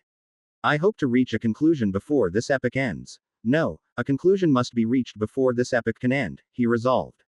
With a calm expression, Laine lightly tapped his fingers, and a peculiar formation with 12 vertices appeared once again in front of him in the void. The ritual of Zeus was based on the position of the divine king. Mere imitation wouldn't be effective, so Laine had been trying to modify its form to make it seem more useful. Initially, he chose to modify the more complete part, the one perfected by the world law. However, Laine soon discovered that this version was too deeply integrated with the current world. Although it seemed stronger, many aspects were actually not conducive to his changes. Therefore, he quickly switched his target and took out the original version of the ritual used by the primeval Zeus. In this rougher version of the ritual, both the divine king and queen of gods were among the principal gods, but Laine noticed the differences because, in this version of the ritual, the actual principal god was Zeus of thunder, rather than King Zeus. This effectively avoided the problem of an imbalance in power among the 12 pillars of the primeval ritual. Of course, the problem still existed, but it was exempted to some extent. And the presence of the Queen of Gods was no longer special in this ritual. Hence, in the end, Laine simply gleaned a seemingly useless and strange ritual from it. A sealing technique, he pondered. A core, 12 nodes, which can operate positively, allowing the nodes to supply power to the core, or negatively, extracting the core's power by the 12 nodes, turning it into a barrier sealing itself. But what do I need it for? He wondered. The corners of his mouth twitched slightly as Laine himself couldn't figure out where to apply this ritual. Fortunately, like this ritual whose purpose was still unknown, he had many others. For instance, there was the poison from Odin's vault, and also the shattered steel, which to this day, he had not managed to analyze for use. See 504 to 144 mark. Speaking of that steel, I almost forgot about it. Looking at the ceremonial patterns of no apparent use, Laine suddenly recalled the broken steel that he had tossed into the depths of his collection long ago. In Odin's treasury, he had successively acquired the Draupnir, the divine sword Leviathan, the rune scriptures of the origin text, a poison and its antidote based on the poison springs of Niflheim, and the grudge of the primordial giant Ymir. Some of these items had been used, while others had not to this day, but anyway, Laine knew what they were for more or less. The only exception was that broken steel obtained at the same time, which, from the moment he acquired it, he never understood what it was for. Even under his scrutiny, it seemed nothing more than an utterly ordinary object. Laine had even tried to destroy it once but quickly stopped after only wearing away a corner. He realized that this steel was not, as he thought, some unfathomable divine object, with the property of indestructibility, despite its ordinariness. On the contrary, All its properties proved it to be nothing more than a stone, albeit possibly an old one. However, since it wasn't an object from Chaos World, Laine couldn't accurately judge the years it had endured. If this object hadn't appeared in Odin's treasury, collected along with other treasures by that otherworldly divine king, probably no deity would have given it a second glance. But there are no what-ifs, so even though he couldn't tell its purpose at that time, Laine still kept it well preserved. Actually, Laine took the otherworld divine king very seriously in his heart. His journey through the 9 realms made it clear that this world didn't seem to be as described in the Scandinavian mythology. Quite the contrary, there were significant differences. If Chaos World had embarked on a completely different destiny because of his presence, then the changes in the 9 realms were undoubtedly closely related to Odin, who had foreseen the end of all things. So much so that when Laine saw Odin's figure again in Athena's memories, he felt it was only natural. This one-eyed divine king, who rode the 8-legged horse Sleipnir, must have some secrets unknown to others, and perhaps this steel was related to them. Or maybe not, but in any case, it must be something valuable. But now, remembering it again, Laine realized he should probably retrieve it. Because unlike before, he now had a new tool. I remember it being over there. With some memory effort, Laine found that steel in a secluded palace on Mount Sinai, where it had been placed and never again removed. Since he wasn't sure what was special about it, Laine couldn't be certain whether the laws of chaos would affect it. Thus, in that secluded palace, he artificially created an environment with rules similar to those of the 9 realms. So, with a wave of temporal fluctuation, the broken steel appeared before Laine. However, as with every time before, he couldn't see anything wrong with it. Not attempting anything futile, Laine lifted his hand, and a droplet materialized by the creation force fell directly into his palm. The temporal divinity that constituted the foundation of the spirit realm trembled slightly as if resonating with this primal force. It was its presence that allowed the droplet to be used and not be utterly untouchable like it would be in 2 separate dimensions. However, Laine didn't plan to use it for anything right now. He was simply maintaining the contact and once again looked towards that utterly ordinary steel. The worn surface of the steel seemed to have once had some text, but it had long since become blurred and difficult to discern. Previous inspections often ended here, it didn't show any peculiarities. But this time, from a higher perspective, Laine felt he might actually have seen something. As this, a marker. It was a mark as incomplete as the steel itself, or a coordinate, sign, or something else. There was no doubt it was something with directionality, and the location it pointed to was not presented as a coordinate in time and space. Laine found it hard to describe this way of presentation. Anyway, it was indeed a guide. And it seemed to exist in the same location as the stone, but the latter seemed to be just a carrier for the former. Indeed, it was just an utterly ordinary steel, becoming significant only because of this marker, for some reason falling upon it. So what is this marker for? Who left it, or is it naturally formed? And Odin, why did he have such an object? Quote. With eyes slightly narrowed, Laine felt an inexplicable sense of familiarity looking at this strange marker. It seemed he had had some connection with this thing, yet he had absolutely no recollection of it. Interesting, if it's a trace that only world-level power can detect, then how did Odin perceive it? Or perhaps he didn't see this marker at all, just like me before, knowing it's important but not why. Speculations flashed through his mind, then were swiftly dismissed. Perhaps when the 9 realms still existed, this marker had not been as dormant as it is now. These guesses had no evidence after all. And since Odin was already dead, no one could know what he thought. So Laine stopped pondering, merely enduring the pressure that the contact with the droplet placed on him while he contemplated what he should do. C 505 to 144 _2. The fragmented marks left in the treasury of the 9 realms hardly seemed to point towards any location within the Chaos World, though certainty was impossible. Perhaps it pointed to a place within one of the 9 great domains, now a part of Chaos. Regardless, it was a matter worth exploring, but recently, Laine had no time to roam about. He first had to wait here until the interface with the negative energy world fully stabilized and then, during Typhon's advent, find the location of the Hemanu world. Before that, he did not intend to make any significant moves. Moreover, this mark was incomplete, and no one could guarantee it would lead to the correct place.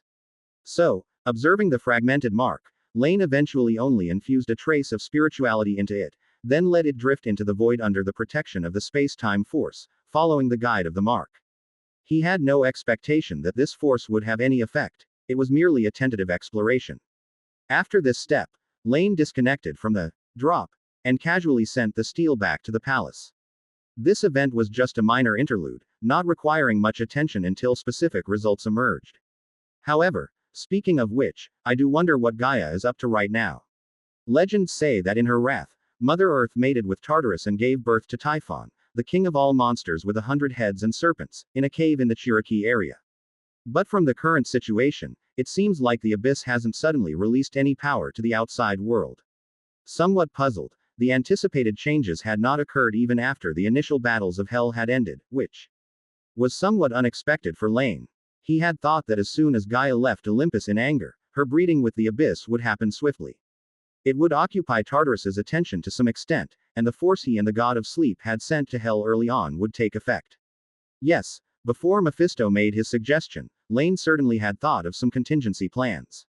This was his prepared backup plan, and Laine had intended to rely on it to take out a demon god at a critical moment. However, with other options available, this attack naturally combined with the fully charged attack of the Serpent of the Central Court, nearly ending all the first-generation demons. Perhaps there is a misunderstanding in my interpretation of the myth. Maybe the content of the myth is merely symbolic, and the account of Gaia and Tartarus's breeding has another interpretation. And there's no rule saying Gaia has to immediately conceive offspring after leaving Olympus. In the timeline of myths, delaying for a few hundred years seems to be quite normal. Unable to fully understand, Laine eventually set the matter aside. The main body of current destiny remained unbreakable. Regardless, such an important part might deviate, but it would not deviate too drastically. Therefore, Typhon would not disappear without explanation, it was just a matter of sooner or later. As for the possibility that Gaia's mate might have been replaced by another great divine power, it was not entirely possible, but at least no signs were evident for now. Moreover, the birth order of the chaotic gods had been disrupted, so it would be irrational for Laine to be certain that Typhon must be born within a set timeframe. Nevertheless, he still paid extra attention to the realm of lightness and the sealed Niflheim. Laine was also well aware that if Erebus, who held the secrets, truly wanted to do something, he might not detect it immediately, and if the Mother Tree truly had the ability to break through the seal that chaos had placed on it, then the likelihood of him observing their traces was similarly slim.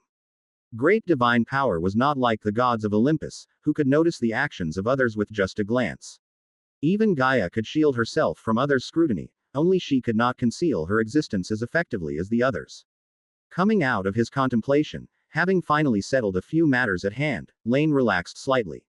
Looking at the dark hues of the fifth floor of the spirit realm, Laine softly called out. Liana. She, a loyal angel, had sought him out for a matter not related to the spirit realm, but concerning the Silver Moon City in the mortal realm. Since the end of the flood and the fulfillment of the covenant with Prometheus, Laine had paid little attention to the affairs of Silver Moon City. The city was entirely managed by a few interested angels, and even when accessing consciousness through the Tome of All Spells, he was more concerned with the development of witchcraft and the birth of various new knowledge. This time, however, was different because according to Liana, the mortal who had a fateful encounter with Laine during the Great Flood was finally approaching the end of his lifespan. He was one of the rare believers deemed faithful by the angels, and they had intended to grant him higher honors, but he refused eternal life in the mortal world, instead choosing to return to the embrace of the spirit realm. A problem then presented itself to the angels.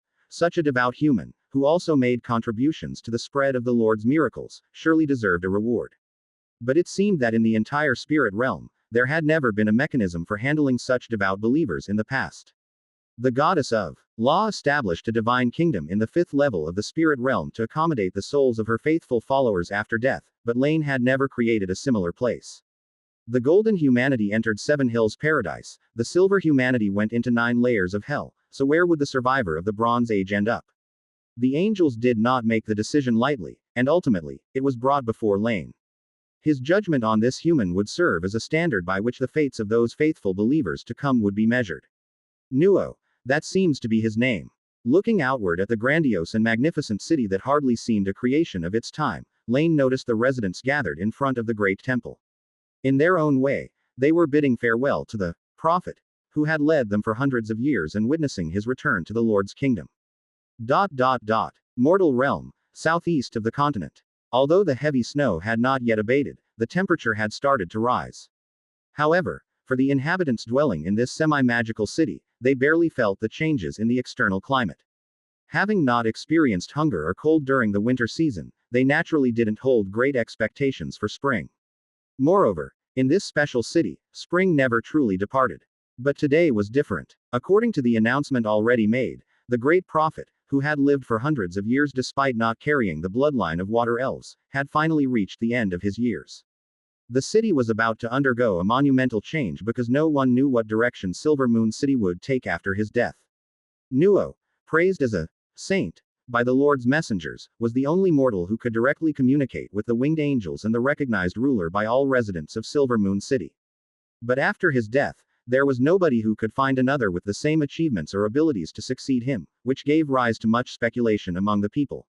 Of course, all that was a matter for the past and the future. At least for now, most people were immersed in their sorrow. They gathered spontaneously in front of the temple, waiting for his return to the heavenly kingdom of the Lord. See 506-145 The Prophet's Admonition. In the center of Silver Moon City, a bustling crowd gathered en masse. On both sides of the street, ever-burning magic lamps illuminated the night, revealing an endless stream of people to the eye. Nearly half of the city's residents had left their homes today to bid farewell to the last of the city founders from that year. After all, apart from Nuo, those who had escaped the Great Flood with him had long since passed away. Among them, some had achieved minor feats on extraordinary paths, but there were no truly gifted individuals. Thus, under the weight of centuries, they too had naturally been laid to rest in the earth, living on only in people's memories. Following a tradition said to descend from the Golden Age, the residents of Silver Moon City erected a stele for each deceased, engraving upon it some tales from their lives. They were uniformly buried near Starfall Lake, where they built a temple dedicated to the three angels of death. This was how people commemorated the presence of their ancestors. After all, every person in Silver Moon City today descended from them. And today, it was the turn of their very last member. An era was about to end, and from now on, the city would turn a new page. Kanios, just an ordinary member of the city, glanced at the crowded throngs and couldn't help but smirk. Tens of thousands, perhaps even over 100,000 people, forgive him for not understanding arithmetic, for in this age, even the wizards scarcely did. Experience, tradition, and flashes of inspiration were the mainstay now, with calculation merely a supplementary tool. Besides, even if he understood, Kanios doubted he could gauge the exact number of people present with his eyes alone. This was the largest human city in the world, and although the people of Silver Moon City had not seen other cities, they all believed this to be true. Deo, I told you before, the city will be crowded today, even the main avenue. Even if we elbow our way through, it's impossible to see the great prophet, Kanios complained as he passed under the tall silver gate. Currently, there were 3 gateways piercing through the central avenue of Silver Moon City, each named by humans from 3 different eras, though, according to the original plan, there could be a total of 7 layers. The remaining 4 would memorialize significant events in the future, such as the 4th gateway now under construction, the Enoch Gate. In essence, it meant the gateway named after the great prophet Nuo. At a time like this, those surrounding the great prophet are all significant figures. Deo, do you know what a significant figure is? It's those who can dictate the laws of Silver Moon City, or summon the wind and call the rain with their own power. Clearly, we are not like them. I know, but at least we can see the great prophet's remains being escorted out of the temple and sent to that graveyard. If we're even luckier, maybe we'll see the legendary angels. Ignoring Kanios's complaints, the girl known as Deo continued to forge ahead through the crowd.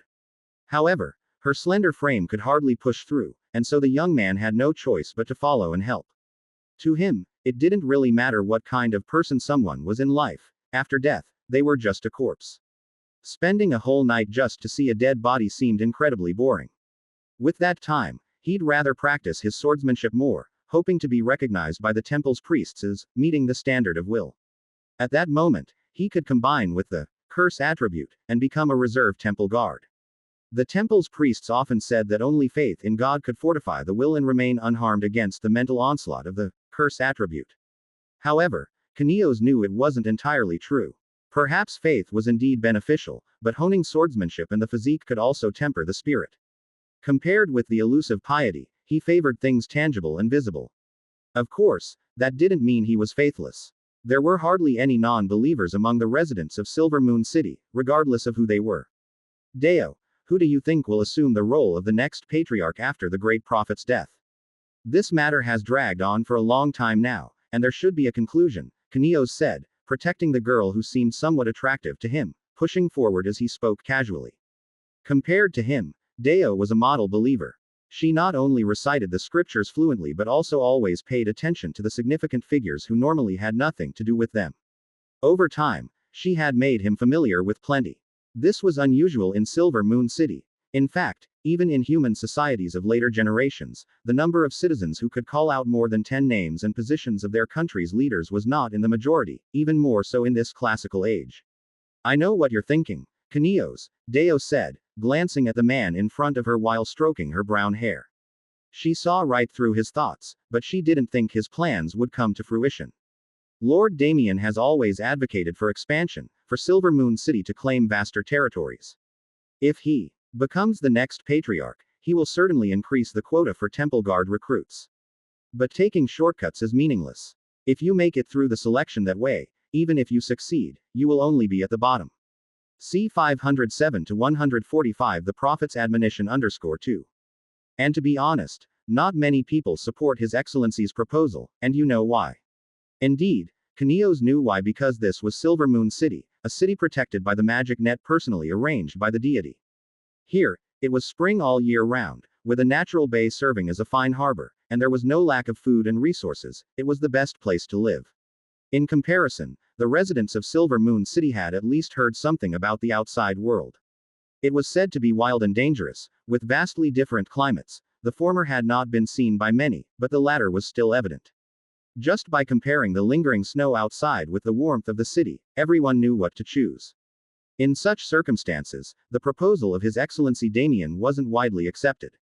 After all, the residents of Silver Moon City couldn't figure out why they would leave this divine gift of a city to face snowstorms and hardships.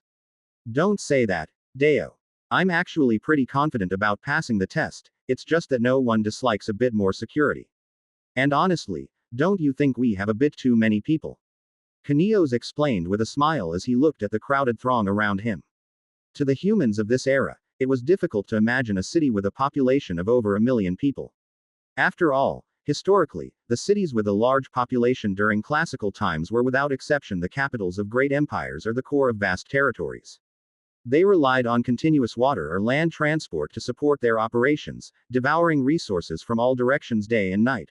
Without these, their existence would have been difficult to sustain, but Silver Moon City didn't need all that. They had the existence of witchcraft. They didn't need other places to sustain them. With such a reckless display of transcendent power, no problem was a problem. Even with only one city, self-sufficiency was still possible. But our population will continue to grow, Deo, although I'm not one of those big shots, and don't know exactly how many people there are in this city. It's definitely a number beyond my imagination. We will eventually fill this place and then have no choice but to venture out. Since there is bound to be such a day, why not plan for it sooner? Then, since you are destined to eat 2 meals a day, why don't you cram all your day's food into 1 meal? Deo snorted lightly, jabbing a bit. In front of her, Kanios just smiled nonchalantly. They had had similar debates several times, but after all, both of them only had a glimpse of the whole picture. Although chaos had no such idiom, there was still a similar proverb. Neither of them knew how many people were in the city or what the wilderness was truly like, so Kanios had no intention of arguing with Deo over such trivial matters. The brief exchange ended and the two continued to weave through the dense crowd. Time slowly passed, and when the moon was directly above in the sky, they finally reached a place where they could barely see the doors of the temple. The cliff on which the temple was built was also crowded at this moment, but about 100 meters from the temple, there seemed to be an invisible line that separated the vast throng of people. Kanios didn't know whether it was some trick used by the big shots inside the temple or if people had stopped on their own accord, but he tended to lean toward the latter. None of the residents of Silver Moon City would dare act recklessly there, and those beings who could summon the winds and call the rain were unlikely to display their power at the temple's gates. This is as far as I can go, can't do anything more beyond this point. Kanios spread his hands helplessly. Not being a powerful warrior, he didn't think he could make it any further. Seeing this, Deo nodded her head, clearly aware of his limitations. Then let's stay here, Kanios. The church's scripture says that all life will return to the Lord's kingdom after death and be judged based on their abilities in life. Although I don't know what judgment the great patriarch will receive, I suppose no one could surpass him. Swinging his fist, Deo gazed at the gates of the temple that stood shut. The term, patriarch, originally referred to an elder, a respectable person, and in some places even meant father. Thus, the Church of Silver Moon City used this title to describe the highest spokesperson of deity in the mortal realm, and it was one of the titles bestowed upon Nuo. However, for most people, they still preferred to call Nuo the Great Prophet, because according to the Church's scripture, it was he who recognized the deity walking among humans and then, inspired by the divine, journeyed east to build a city in this starlit place. Even in some rumors, Nuo had foreseen the Great Flood in his dreams, an account that, since it had been denied by Nuo himself, was not recorded in the scripture, but Deo felt that one day this part would eventually be added to the newly revised texts. In any case, may you find peace in the Lord's kingdom. Deo whispered within his heart, his eyes slightly closed. By his side, many others closed their eyes too, praying for the blessing of this soon-to-depart Holy One.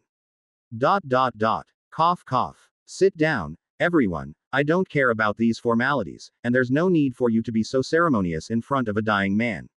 In the vastness of the temple, just like many years before, Nuo sat in his wheelchair. Although it was inside the temple, this place was not where the deity was worshipped. The complex that enveloped the entire cliff had long since ceased to look like it did hundreds of years ago. Other than the most central part of the temple, other buildings of various purposes had risen around it. Therefore, in this great hall usually used for meetings, the high-ranking officials of the church were gathered here. They looked at the man seated in the wheelchair with sad faces. Even though Nuo's visage was the same as ever, everyone seated could sense the decay emanating from him. Although most of them were users of divine arts, their bodies had acquired certain transcendent qualities due to the constant bath in high concentrations of sacred power. No one would fail to recognize the sense that a life was nearing its end. There's no need to look at me like that. Cough cough, every human inevitably dies, it's only a matter of sooner or later. I'm not here to see you sorrow for me. Let me take the time to arrange the last matters. Nuo said with a cough, smiling as he looked around. A single generation's time was not enough for an organization to decay, especially in an era when the transcendent revealed their sanctity. Thus, he could proudly declare that everyone present was a devout believer, each endowed with exceptional abilities. Even if they had differing opinions, they were all striving only to make Silver Moon City's future better and spread the Lord's faith. However, a true sage always looks further ahead. Although Nuo never considered himself a sage or a prophet, by learning from the past downfall of bronze humanity, he learned many lessons. Therefore, meeting the gazes of everyone present, he spoke his last words. I have much I want to say, but most importantly, from the beginning, the church shall not have an immortal patriarch. Stroking the armrest of his wheelchair, Nuo's voice was steady and unhurried. Life belongs to the mortal realm, the soul to my Lord. Those unwilling to return to the embrace of the Lord should naturally not become his spokesperson on earth. C. 508-146 Archbishop. His face calm, Nuo's voice echoed within the temple. Surrounding him, none of the senior members of the church showed any sign of questioning or opposition. This was not solely due to Nuo's reputation and status, but also because those present did not see any issue with it. Long before now, Nuo had illustrated similar views to them on more than one occasion, and now he had truly acted accordingly. Furthermore, even without considering these factors, the objective conditions for a simple and easy path to immortality did not exist at the moment. Nuo was capable of achieving this because his devotion and meritorious service had received angelic approval. They were willing to grant him eternal life, but this did not mean that others would enjoy the same honor. As for the methods of witchcraft, it could indeed extend life to a certain extent, but eternity was still a distant proposition for it. The reasons were not complicated. Initially, witchcraft was compiled by Laine from a lofty perspective. Later, Hecate researched it bit by bit. These two beings, who were most likely to develop a method for immortality through witchcraft, had no plans to study the path of immortality, because they had no need for it. Comparatively, humans' own level of witchcraft was clearly insufficient to conquer this difficult challenge. Perhaps it could be achieved in the future, but that was destined to be a distant future. For most people, if an event is something they will probably never witness, then they naturally will not strongly oppose it. Of course, aside from all these objective factors, there was a key point. As believers, the senior figures of the church did not see death as something to be feared. The cycle of samsara of all spirits was one of the authorities of the gods, and some had even seen Eunomia, who had come to the mortal realm, together with Nuo. Under such circumstances, without the unknown, there naturally would be no fear. Very well. Seated in his wheelchair, Nuo nodded with a smile, not surprised by their reaction. It seems you all agree with my view on this matter. You are a prophet with divine revelation, teacher. Whatever your view is, we will all agree, said a woman who appeared to be in her 30s. Of course, she was actually over 100 years old, but the bloodline from the water elves in the residents of Silver Moon City greatly slowed down the aging process. Even though this speed varied from person to person, with only a very few enjoying a lifespan of 300 to 500 years or more, on average, they lived twice as long as their counterparts. No one is always right, Elma. I am just learning lessons from the past, Nuo said with some helplessness as he shook his head at his students' respect. In his heart, it was this very reverence from those around him that was one of the real reasons that prompted him to choose death. It had been too long since anyone in Silver Moon City had been willing to question him. It was as if everything he did was correct. But Nuo himself didn't think so. Apart from the omniscient, no one was always right, and he believed that such excessive reverence could potentially evolve into something else. Prometheus was a clear example. While Nuo himself highly respected the creator of bronze humanity, there were some actions of the other that he did not approve of. Now, let's move on to the arrangements after my death. Nuo shook his head slightly. Perhaps because he was nearing the end of his life, his thoughts were somewhat scattered, but when he came back to his senses, he calmly proceeded to lay out all that had been decided beforehand. Silver Moon City will need a new patriarch. He will take my place, communicate with the Lord's messengers, and guide the future direction of Silver Moon City. That is the most important reason for having convened you here today. You want this position, as it brings you closer to the divine. And each of you has your differing views. Some of you want to maintain the status quo, while others believe that the actions of wizards should be restricted. Some want to reclaim the wilderness on land, and others have turned their ambitions to the seas. And it is not just a solitary view. Many around each of you agree, some acting for their own sake, others for the future of Silver Moon City. So you all await my decision, as whomever I choose will imply my endorsement of their ideas. And I have never passed judgment on your opinions before today. Yes, teacher, a middle-aged man who looked more warrior than priest said, we have argued many times in your presence and all voiced our viewpoints. But we have convinced none, as our wisdom is not sufficient to make a universally accepted decision. Only you can do that, so we await your verdict. No, Damien, I can't. The fact that you believe I am right doesn't mean my choices are indeed correct. The reason I have not made a decision is that I cannot make a definitive judgment either. Like you, if I tell you to give up your plans, would you truly be convinced? Quote. I will follow your command, for you must have seen a future that I have not yet seen, the man known as Damien spoke respectfully while standing in front of Nuo. Nuo shook his head slightly, knowing this would be the outcome. The long-standing debates among those present were known, and he was aware of why they were unresolved. It was not only because each of them stood firm on their views but also because none had a clear edge in prestige or capability over the others. C 509 to 146 Archbishop_2. Silver Moon City had been peaceful for far too long. They had no external enemies, no difficulties, no natural disasters. Under these circumstances, naturally, no one was able to achieve feats that would convince the vast majority. Therefore, by relying solely on themselves, they were, in any case, unable to reach a consensus. But just as Nuo himself said, he didn't know who was right, either. He never saw himself as a prophet, nor did he think he could see farther than everyone else. Thus, looking at the few individuals standing quietly before him, Nuo finally made a decision. If conjecture could not produce a result, then let reality verify the truth. Fortunately for Silver Moon City, which had been at peace for so many years, they had ample ability to support this. Your debates have led to no conclusion, and I do not intend to make a decision arbitrarily. However, I still support your differing opinions. Having disagreements is good, and the Lord favors change and differences even more. Therefore, my final decision is to abstain from appointing a patriarch for the time being.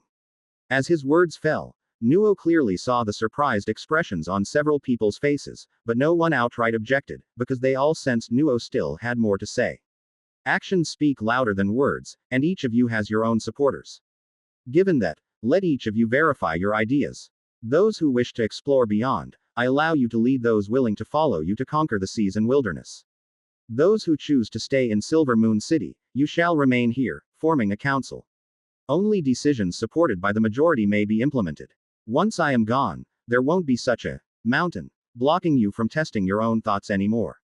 After everything bears results, the one with the greatest achievements will become the next patriarch. You are not a mountain obstructing us. Bowing slightly, without being pleased that his own proposal had been partially implemented, Damien immediately corrected. And to this, Nuo only smiled, knowing that the other had always lacked a sense of humor. Let it be so then. May ability decide the outcomes. I trust that none of you will hinder each other, and those who remain in Silver Moon City won't forbid those who leave from returning, right? Of course, we are always one. Someone said, and Nuo nodded, believing their words. Very well, everything shall proceed accordingly. And since some among you seek to establish towns in the wilderness alone, it is perhaps not apt to continue calling you priests. Those advocating for the church's mission on one side shall be named Archbishop, and according to the specific nature of the responsibilities, a prefix may be added before it. No one objected, so another matter was settled. However, after making the last decision, a trace of irrepressible weariness appeared on Nuo's face. For someone so close to death, he truly had done too much. Holding power in Silver Moon City for so many years, Nuo certainly had many affairs that needed addressing, but those had long been taken care of previously. Now, completely relaxed, Nuo leaned back in his chair, gently closing his eyes. No one disturbed him. They just waited quietly, and after a long while, Nuo, seemingly having regained some energy, opened his eyes again. Everyone, leave. Raising his hand slightly, Nuo spoke calmly. Let me be alone here, to pass through the final journey. Surroundings fell silent for a moment, then footsteps receded from near to far. Accompanied by the sound of the great door closing, the inside was separated from the outside. Nuo reclined in his wheelchair, contemplating his final decision just made. He had not directly designated his successor as the next patriarch for another reason. He did not wish for the position of patriarch to always be appointed by the predecessor. In the face of a major crisis, a strong leader is the best choice for handling everything. But in times of peace and stability, having more people involved in decision-making may delay the execution of many matters. It also helps to prevent the worst outcomes. Nuo could not guarantee that every future leader of Silver Moon City would be wise and valiant, so it was better to have more voices in the mix. He could already envision that even if the new patriarch ultimately emerged victorious, those bishops who had competed against him would not be without a say. There likely would not be another leader who could make unilateral decisions like Nuo. Every decision would need the support of others. The outcome most people can accept may not be the best, but it certainly won't be the worst. What happens after that is beyond my understanding. He murmured to himself, his voice echoing endlessly in the spacious hall. But then Nuo seemed to notice something and tilted his head slightly. In a corner of the hall, a familiar old friend had been standing for a long time. He was holding a stone tablet in his hand and etching something onto it with his fingers. Without using any tools, the strokes of his fingertips left marks on the stone. Watching this scene, Nuo couldn't help but smile slightly. He had heard the other talk about this before. In the very ancient past, he had bid farewell to another friend in the same way. You only called for the priests and didn't invite the wizards from the White Tower to come. It seems you still have some reservations about them. When Nuo heard the other ask in such a manner, he replied casually. Technically, I should state, I already saw them yesterday, and today I am only dealing with internal church affairs, which do not concern them, but to tell the truth, I don't have any complaints against them, but I see that they probably won't always be with us. The witchcraft of Silver Moon City will not vanish, nor will the church become enemies with the wizards, but I think they won't stay here forever, especially the most capable among them. They have their own pursuits. Although I don't quite understand them, I do understand somewhat. Leaning back in his chair, feeling his last bits of vitality gradually ebbing away, Nuo did not see any angels descending suddenly. However, he wasn't surprised by this, because during their last encounter, he had expressly requested a death as ordinary as any other. Let it be so. I have done enough, and the rest is for those who come after me. Perhaps 1,000 years from now, someone stepping into this temple will speak of me, speaking of the first prophet who died here. To be honest, although I don't consider myself very wise, truth be told, I do quite like the title, prophet. When I first heard people using it, I was a little pleased inside. His voice grew weaker, and his eyes lost their sparkle. In the corner of the temple, the person etching the stone tablet quietly watched this scene and then gave a heartfelt affirmation. Your experiences will become an epic, Nuo. 1,000 years later, people will still sing of your history. 10,000 years later, you will be revered as a myth. Hey, a myth, like you, huh? Quote. That does sound rather nice. His voice faded into indistinctness until it ceased altogether. The next moment, a massive bell tolled throughout Silver Moon City. Though they had not witnessed it themselves, everyone knew, the prophet was dead, he had returned to the embrace of the divine. And with him, his era had also come to an end. C 510 to 147. Illusion. A blanket of darkness. The feeling of death was so peculiar, as if something unstoppable was being drawn out of the body bit by bit. Perception of the surroundings gradually faded away, replaced by an endless cold. It was like walking naked through heavy snow, with nothing to shield you from the bone-chilling cold. For a moment, Nuo felt he had lost the ability to move. He could only silently watching his own body slumped on the throne inside the temple, watching people who had just left returning to mourn in front of his corpse. He should have reacted, even if they could no longer notice him. But like a person just awakened from deep sleep, though everything before his eyes was seen, Nuo's thoughts seemed still immersed in haze, incapable of any contemplation.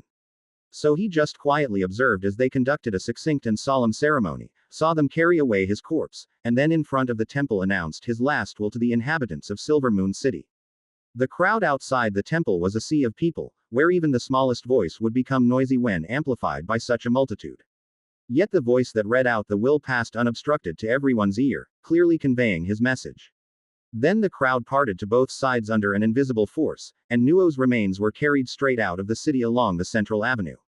He would be buried alongside his former companions, declaring his social death. Though momentarily disoriented, Nuo's soul still drifted away with them. He listened to the discussions of those around him, passed through streets and alleys, and continued outward until he saw with his own eyes his body being buried in the prepared graveyard. Then, as if the last shackle to reality was broken, he felt a mysterious pulling force emanating from below. And the source of that suction was the unknowable river of oblivion. What a surprise. Hey, who would have thought it would turn out like this, competing for power without the patriarch, relying on my own skills. That's pretty good. This means, no matter what, expansion is imperative. I've wanted to go out and see for so long. Kanios couldn't really describe his feelings as he watched the procession pass along the central avenue. But when he searched his heart, he felt a touch happier. After all, he acknowledged Nuo as a great leader, not for what he had done, but for what he hadn't done. He had no family, no descendants, because he did not want the so-called bloodline of the prophet to continue. He gave up the immortal life that was within easy reach, which, on top of not understanding it, made Kanios respect him.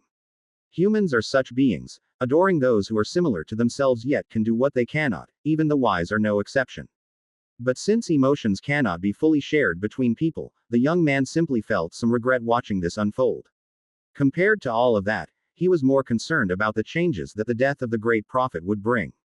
Like the youth's longing for the unknown and battle finally becoming attainable, and possible changes in Silver Moon City. The life and death of those important figures weren't really related to him, or so he thought. Kanios, I know you're distracted, but at least try to look a bit more serious. An annoyed voice came from ahead, snapping Kanios back to attention. Looking at the girl who was standing on tiptoe, peering into the distance, he inexplicably said. Deo, I'm envisioning the future. Maybe one day, I'll have a city mourn my departure too. Quote. Really? Glancing sideways, the girl pursed her lips. Then I shall look forward to that day, esteemed Lord Kanios Tilda. Indeed, just like she had always hoped, he might join the exploration team of the new Archbishop, Damien. But Deo had no plans to go. She wanted to stay because her dream was to study divine arts and become a priest, not to engage in battles and killings, which she saw as boys' hobbies. It seemed like they were about to part ways, but the lifespan of Silver Moon City's inhabitants was a bit longer, so even a pioneering journey that might last a decade or more would not be a farewell. Therefore, Deo simply waved her hand, somewhat celebrating her childhood companion's wish being fulfilled. That day will surely come. But when that day arrives, I'll reluctantly permit you to keep calling me by my name. As if inspired, Kanios couldn't help but puff out his chest a bit. Although strictly speaking, even he didn't quite believe he could achieve it, but what if? Anything was possible. As the church's scriptures also said, God spoke that nothing was immutable in the world, the only constant was change itself. So if that was the case, there probably wasn't anything that couldn't happen. So who was to say he couldn't make a big difference someday? The conversation faded, and both were lost in their own thoughts. Along the central avenue, the procession moved towards the city's outskirts, and the crowd surged accordingly. Until the long night passed, peace still did not return to Silver Moon City. This was the beginning, but it would not be the end. This human city, once tucked away in a corner of the continent, would also return to its rightful position. C 511 to 147, illusion_2. The hustle and bustle belong to the living, and have nothing to do with the dead. At least for Nuo at present.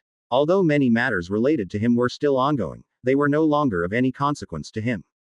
Perhaps with the coming of the Third Era, some souls with strong obsessions from their lives could linger in the mortal realm after death, transforming into a different kind of life. But fundamentally, this was not a continuation of their lifespan. Without the balance of a physical body, the characteristics of the spirit were manifested a thousandfold. Those souls that stayed due to extreme emotions were naturally influenced by said emotions, and before long, they could be considered a different entity with the same memories. Clearly, Nuo was not among them, as he harbored no intense reluctance, resentment, or regret, so like a soul as ordinary as any other, he was drawn by some invisible guiding force to the underworld and then fell into the waters of the River of Oblivion. The icy waters rushed over his soul, and the current that should have gradually sapped his memories was suddenly blocked. Traces of sacred power surged from Nuo's soul and easily isolated that force.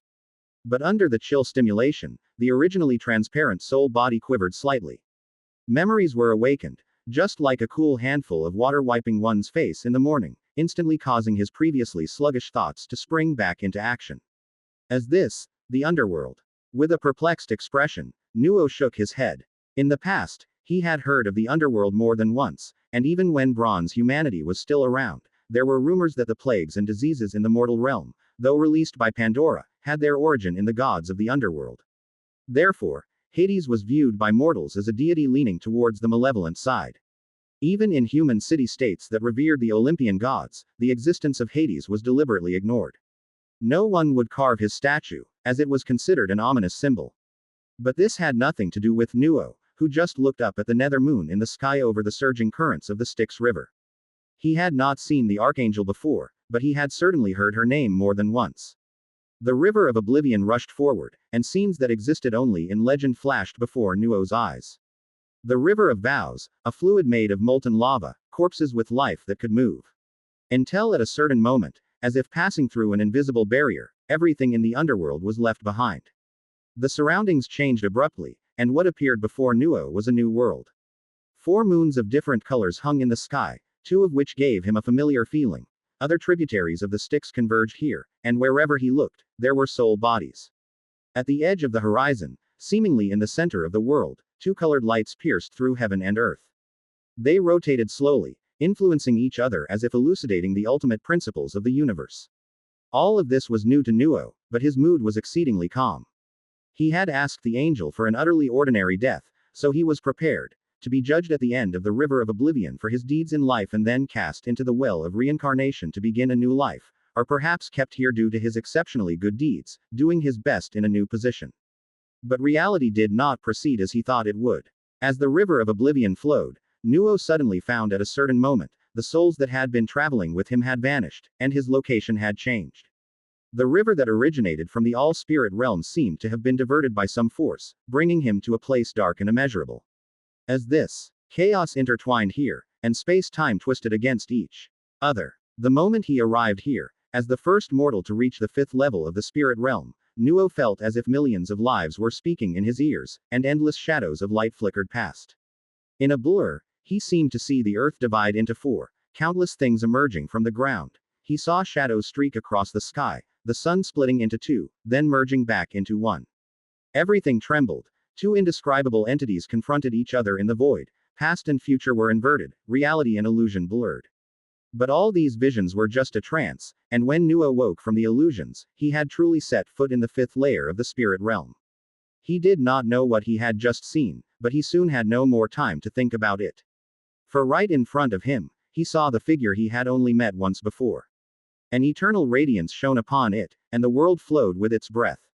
Unbeknownst to Nuo, Laine's power was being unleashed without restraint into space-time to maintain the stability of negative energy, resonating with the entire spirit realm's power. At this moment, Nuo felt as if he was witnessing the beginning of all things, the ultimate truth, as though time itself wanted to halt before the will of the deity. He bowed his head because even the remnants of the same source sacred power in his soul were straining to protect his existence, and he felt that just one more glance would cause him to completely vanish into nothingness due to his inability to comprehend this supreme law. Nuo was not afraid of death, but that did not mean he wanted to die in such a ridiculous manner before the throne of a deity. Great Lord of all spirits, source of time and space, your faithful follower presents himself to you. Your incarnation in the mortal realm guided humanity away from destined destruction, and now I have finally fulfilled the mission you entrusted to me, sustaining the spark of civilization in the mortal realm. Now, I have once again come before you. Laine bowed his head, looking at the person prostrated in the void.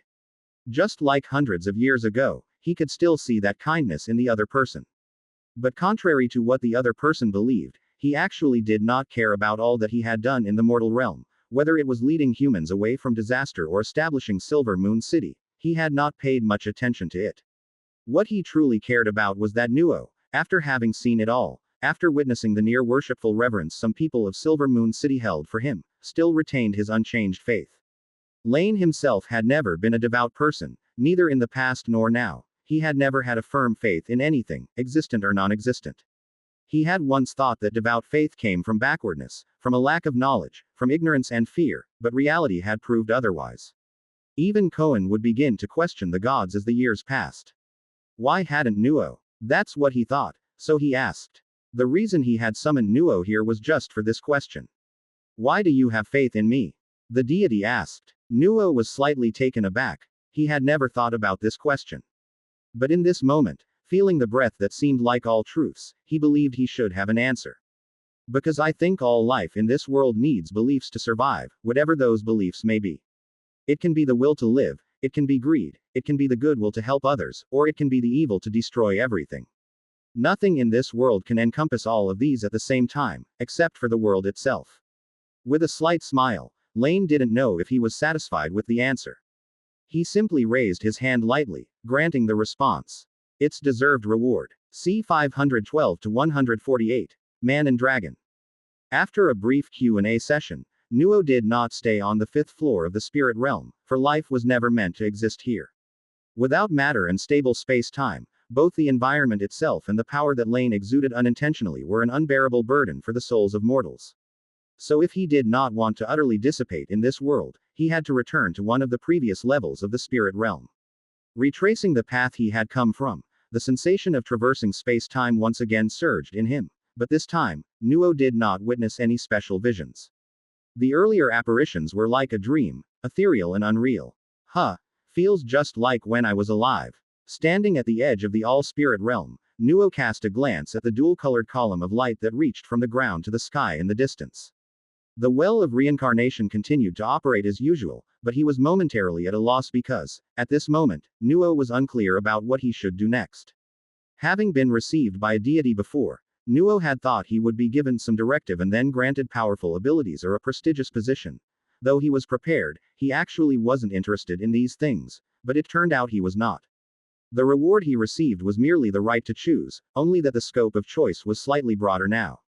It was similar to the time when in the city built by bronze humanity, the incarnation of the gods did not force humans to do anything. They simply informed them about the covenant with Prometheus, and then left everything for humans to decide. Now, Nuo was faced with the same type of choice. The difference, however, was that at that time, people decided on their life and death. But now, Nuo was merely deciding how he should continue to live. Of course, he could also give up his life again and opt for the cycles of reincarnation. And with the choice granted by the gods, he was entitled to select any new life he wished, whether the soul was to be reborn as a human or some other form of being. So this is where it gets tricky for me.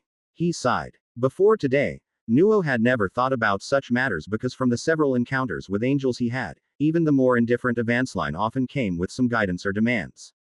They had never indicated during those encounters the phrase, decide for yourself. It could also be because when the gods wanted humans to decide for themselves, angels simply would not come to the mortal realm. In any case, the situation was as such, and the current predicament was undoubtedly a bit of a surprise. However, for some reason, Nuo felt a faint sense of loss about it. He had been recognized by the gods, so he was given an audience with a god. But it seemed as if the recognition wasn't quite there, which made him feel somewhat uncertain. So this is human contradiction, just like a child facing their parents.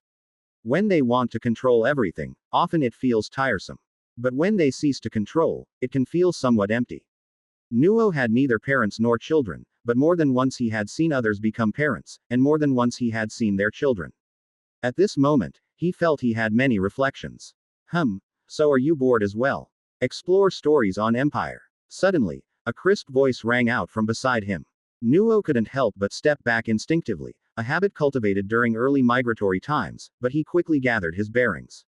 This was the fourth layer of the spirit realm, a domain constantly under the watchful eyes of the spirit realm angels.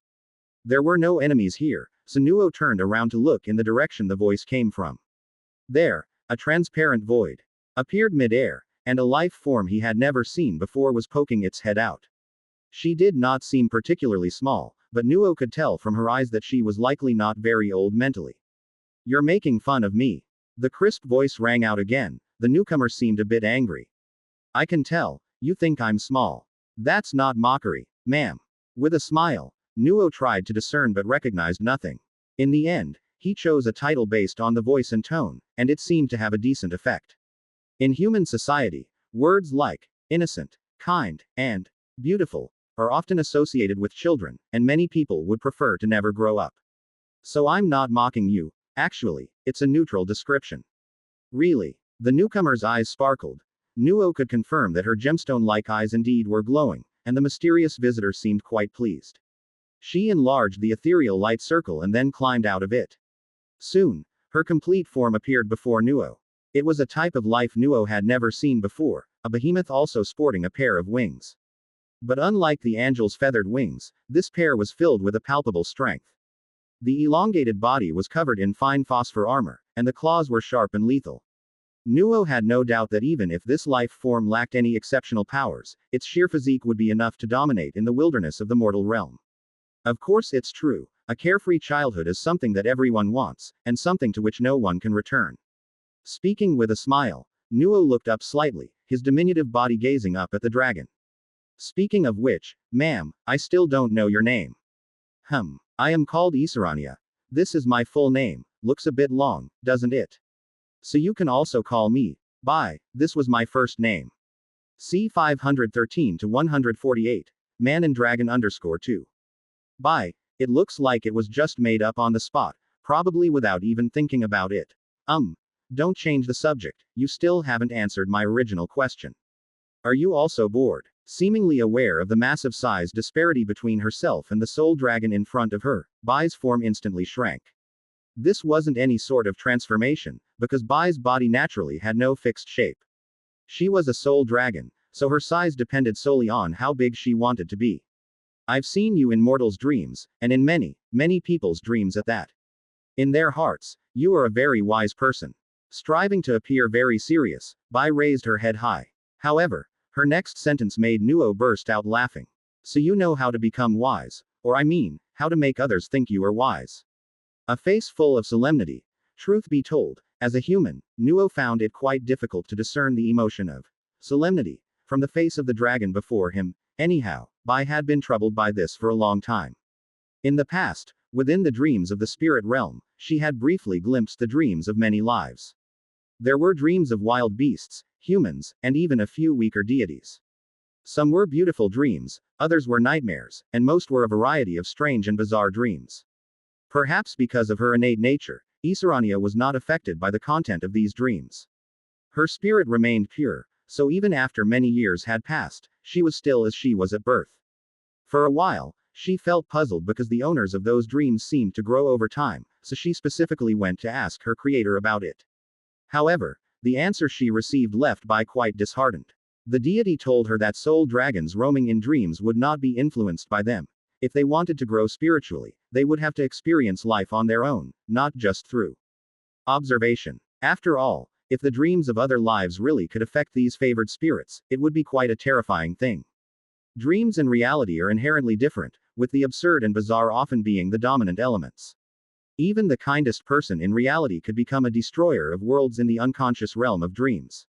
So, to prevent the soul dragons from inexplicably all turning into evil spirit dragons, they were given a considerable degree of resistance to dreams from the very beginning. Perhaps ordinary dragons might be influenced by the dreams of the powerful, but for Isarania, there were no such exceptions. Because she could not sense the dreams of the truly powerful deities, and other life forms were not considered powerful to her. Therefore, seeing Nuo's smile, Bai flapped her wings in annoyance. Don't laugh, you haven't answered my question. I'm seriously asking you. If you can't answer it, I'm going to take you back to my domain, where you'll think day and night, every night, until you come up with an answer. Ahem. Indeed, that was rude of me, Lady Bai, and for that, I am truly sorry. Bowing slightly and reining in his smile, Nuo expressed his apologies to the giant dragon before him. Whether dealing with adults or children, he certainly shouldn't have laughed like that. Though he wasn't mocking her, quite the opposite, Nuo just found it all very amusing. He was accustomed to the children of Silver Moon City treating him with utmost respect under their parents' guidance, or as they grew up, developing various emotions towards him, like admiration, envy, desire, or jealousy and defiance, but the being before him was clearly an exception. She evidently was a native life form of the spirit realm, having glimpsed him through the dreams of mortals, but she didn't consider his negligible achievements of any importance. She too possessed great power, and although she restrained herself, Nuo, in his soul state, could clearly sense the instinctive trembling of his own soul in her presence. What a good child. Standing upright, Nuo felt his perplexity vanish. His affairs in the mortal realm had concluded, yet he felt he had rediscovered some value in life. Not in doing mundane tasks day after day beside the well of reincarnation, nor in being endowed with power and suddenly becoming an almost divine eternal being. Compared to those, he much preferred to disseminate ideas, much like spreading the faith of the Lord to every creature he encountered on the path of leading human migration, just as he imparted his principles to the people of Silver Moon City. So if within the Lord's domain, he could continue such a life within the grand ancient spirit world, and share with its inhabitants that beyond lies a race called humans, kind and creative, it would certainly be a venture worth pursuing. He was willing to dedicate his efforts, using all that he possessed, to make it a reality. Regarding your question, Miss Bai, this is not something that can be resolved in a short time. With a smile, Nuo said softly. HMPH, it doesn't matter, I can wait. With a humph, Bai's mood seemed to have improved considerably. Clearly, being addressed as Miss Bai, by Nuo made her very happy. So what do I need to do? There's no rush. Before I make you, mature and full of wisdom, I first need to understand the environment you live in. How about, as you suggested, you take me to see your domain? Your journey continues with Empire.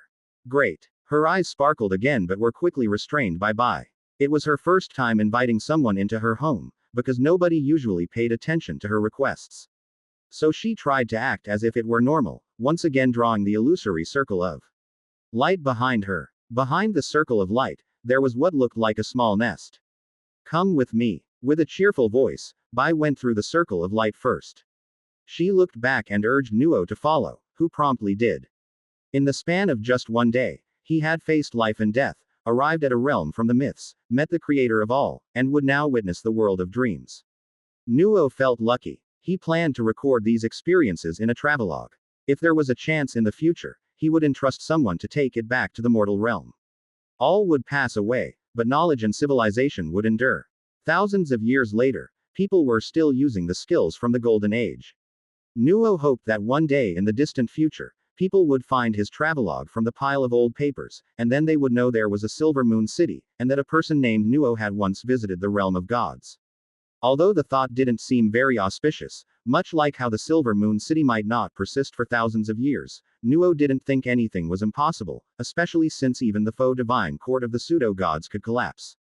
So he took a step forward, and as the lights shifted, Nuo undoubtedly made his choice.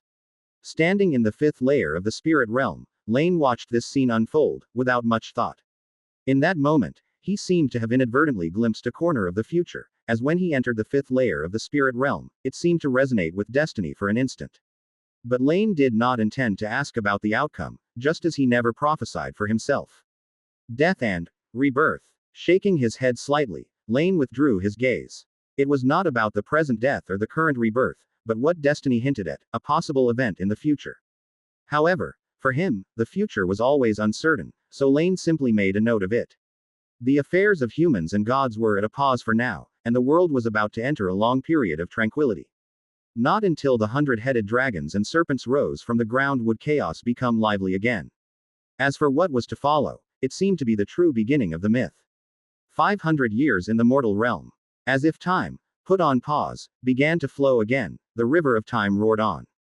But for gods, perhaps the only difference from the past was that the mortal realm from then on had winters.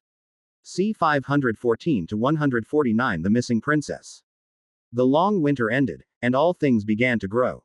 Since the heavy snow had faded from the mortal realm, the world changed its appearance. The various changes that had ceased due to the shift in seasons seemed to resume their proper course. Signs of life re-emerged outside the ruins that had been turned into wastelands by natural and man-made disasters, and the traces of mortal activities once again spread out towards the east and the south. Discover hidden tales at Empire. Perhaps one day, they would reach the East Sea and encounter those who were once of the same origin but had been taken to the seas, viewing them as foreign visitors. No matter from which perspective, the current chaos world greatly differs from the Greece of later generations. The disparity exists not only in the loss of culture and legend but also geographically. After all, by comparing maps, one can find that the later Greek peninsula is a landmass extending from northwest to southeast, jutting deeply into the Mediterranean Sea as the southernmost part of the Balkan Peninsula. Constantinople, built between the Black Sea and the Mediterranean Sea, lies beside it, and the peninsula itself is interspersed with straits and rivers. This is a location in mythological records where water was more abundant than land because many of the legendary stories didn't occur on this peninsula at all. For example, the Caucasus Mountains in the east, which were originally a place of Prometheus's imprisonment, are actually the territories of later Russia, separated from Athens by several distances of Greece. At the junction of the Eurasian continent, the famous Strait of Gibraltar is topped with a massive rock known as the Pillars of Hercules. This was also considered the end of the Western world to the Greeks, a place where Heracles once arrived during his 12 labors. In such circumstances, if one were to draw a map with the aforementioned landmarks on the eastern and western sides, the Greek peninsula would indeed seem insignificant in comparison. It would appear too small no matter what it is measured against. But obviously, the current chaos world does not have a vast Mediterranean Sea, nor does it have numerous straits. What should be the Iberian Peninsula facing Greece across the sea became part of the continent. The land of Egypt in the south was not yet part of chaos, and many places to the southeast of Greece naturally transformed into large islands. Of course, this is a world that is many times larger, so those large islands could actually be termed as mini-continents, capable of supporting tens of millions of people in their lives and even establishing independent kingdoms. Phoenicia was such a place. A kingdom later located on the eastern coast of the Mediterranean Sea and facing Cyprus, now became an island nation.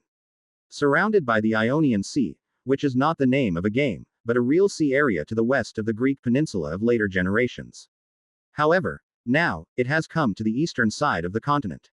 How this kingdom of humans came into being is now unknown. The humans on the land still possess the skills and wisdom of at least a previous era, using these to record history and develop civilization. However, the humans at sea did not inherit these completely. Poseidon sneered at the earthly things of those mortals, allowing these ant-like lives to grow wildly on land. After all, as long as they stayed at sea, they had to revere the Sea Emperor, who controlled storms, tsunamis, and earthquakes. Therefore, the history of the Phoenician kingdom was interrupted for some time. Although they inherited the transcendent powers passed down by their ancestors, recalling the tales of the deities, that was all there was to it. In short, Phoenicia had become very different from the humans of the mainland. Under the reign of King Agnar, they lived and worked in peace and contentment, with primitive farming and fishing as their livelihood. The divine king who could bring torrential rain and thunder and Poseidon who ruled the seas were revered as principal gods, in hopes of protecting the nation from natural disasters. Until this day, an unexpected event caused turmoil in the kingdom. The royal guards imposed martial law inside Tyre, and the three princes, each with transcendent martial skills, were summoned back to the city from various locations. The king was in a rage, and everyone knew why. Phoenicia's sole princess, Europa, had recently disappeared. And most crucially, No matter how one looks at it, this disappearance doesn't seem like a natural event but appears to be premeditated by some intelligent life. Crack. The exquisite pottery shattered into pieces on the ground as Agner stood expressionlessly in the palace within his royal residence. In front of him stood three valiant young men with their heads bowed in silence. They understood why their father was angry. In fact, even their own hearts were filled with anxiety. Not long earlier, one summer afternoon, the Princess Europa, who had been playing with friends by the seaside, was carried away by a wild bull under the watchful eyes of many. The princess had only mounted its back. This beautiful and gentle bull was indeed charming, and then it bolted. It ran faster than a flying horse, treating the sea surface as stable as the land. In the blink of an eye, the princess's figure vanished over the western sea, leaving behind agitated companions who then frantically reported everything to the king of Phoenicia. The king's fury knew no bounds, for he and Queen Telephassa had 3 sons but only one daughter. Europa's beauty was unsurpassed in the kingdom. She was lauded as a girl kissed by the goddess of beauty. But now she had vanished so mysteriously. C 515 to 149 The missing princess _2.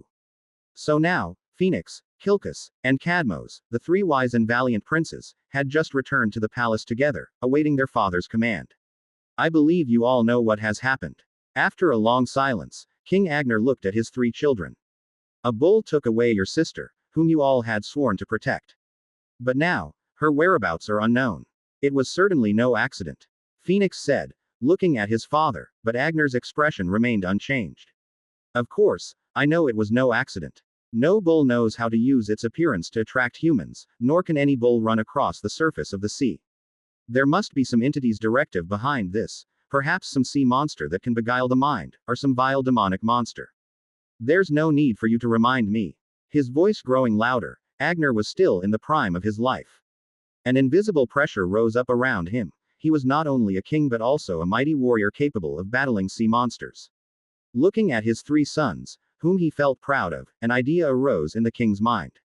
He had once been proud of the excellence of his offspring, but that pride had turned to worry. Since he had 3 sons instead of 1, he would eventually have to choose one to inherit his throne. Europa had been taken away a day ago, and the king no longer believed she could be brought back unharmed. But perhaps, on this pretext, he might select an excellent new king for Phoenicia. Thus, standing at the center of the palace, Agner stated clearly and slowly. You should go and find your sister, the one you swore to protect. Neither the sea nor the earth should serve as an excuse for you to back down. Bring Europa back, all of you must go. 10 years from now, whether you have found her or not, you must return here. Does anyone wish to defy my command? No, father. Kneeling on one knee, Cadmos spoke solemnly, and his brothers followed suit. There were no complaints. They all recognized this as a responsibility they should fulfill as elder brothers. Very well, then prepare to depart. I have had the necessary supplies for crossing the sea prepared for you. With your fighting skills, you should be safe along the way. With a slight nod, Agner waved his hand. The kingdom of Phoenicia had more than one city, and previously he had thought to measure their abilities by their governance. Hence, he had sent all 3 sons away.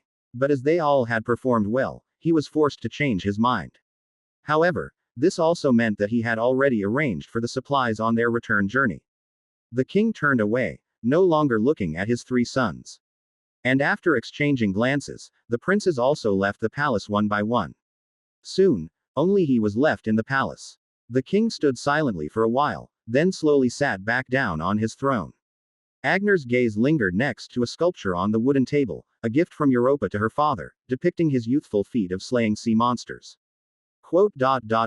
Although I sent them to look for you, you probably won't be able to come back. After a silent moment, the king seemed to be talking to himself. A bull. Ha. Deities. In the deep ocean far away, on Crete Island, a golden-haired deity was contentedly admiring the seascape. He was unaware of the events unfolding in the Phoenician palace. In fact, he paid no attention to what that human nation was called. Had he heard Agner's sighs, he would probably have laughed at the mortals' shallow insights. All gods knew that, although many liked to turn into animals, he was the only one who used this method to let a woman lower her guard. Once upon a time, it was Hera who was beguiled in such a way when the divine king transformed into an injured cuckoo bird to gain sympathy. Now, His actions bore a similar kind of craftiness. Given the choice, Zeus didn't prefer to enjoy these beauties through crude and brute force, especially when he had just ended a long slumber and was eager to find some amusement. Turning into a bull, he took the kind and beautiful human princess to an unfamiliar island, lured monsters with tricks, and then, assuming another identity, made a benevolent entrance to play the hero's rescue.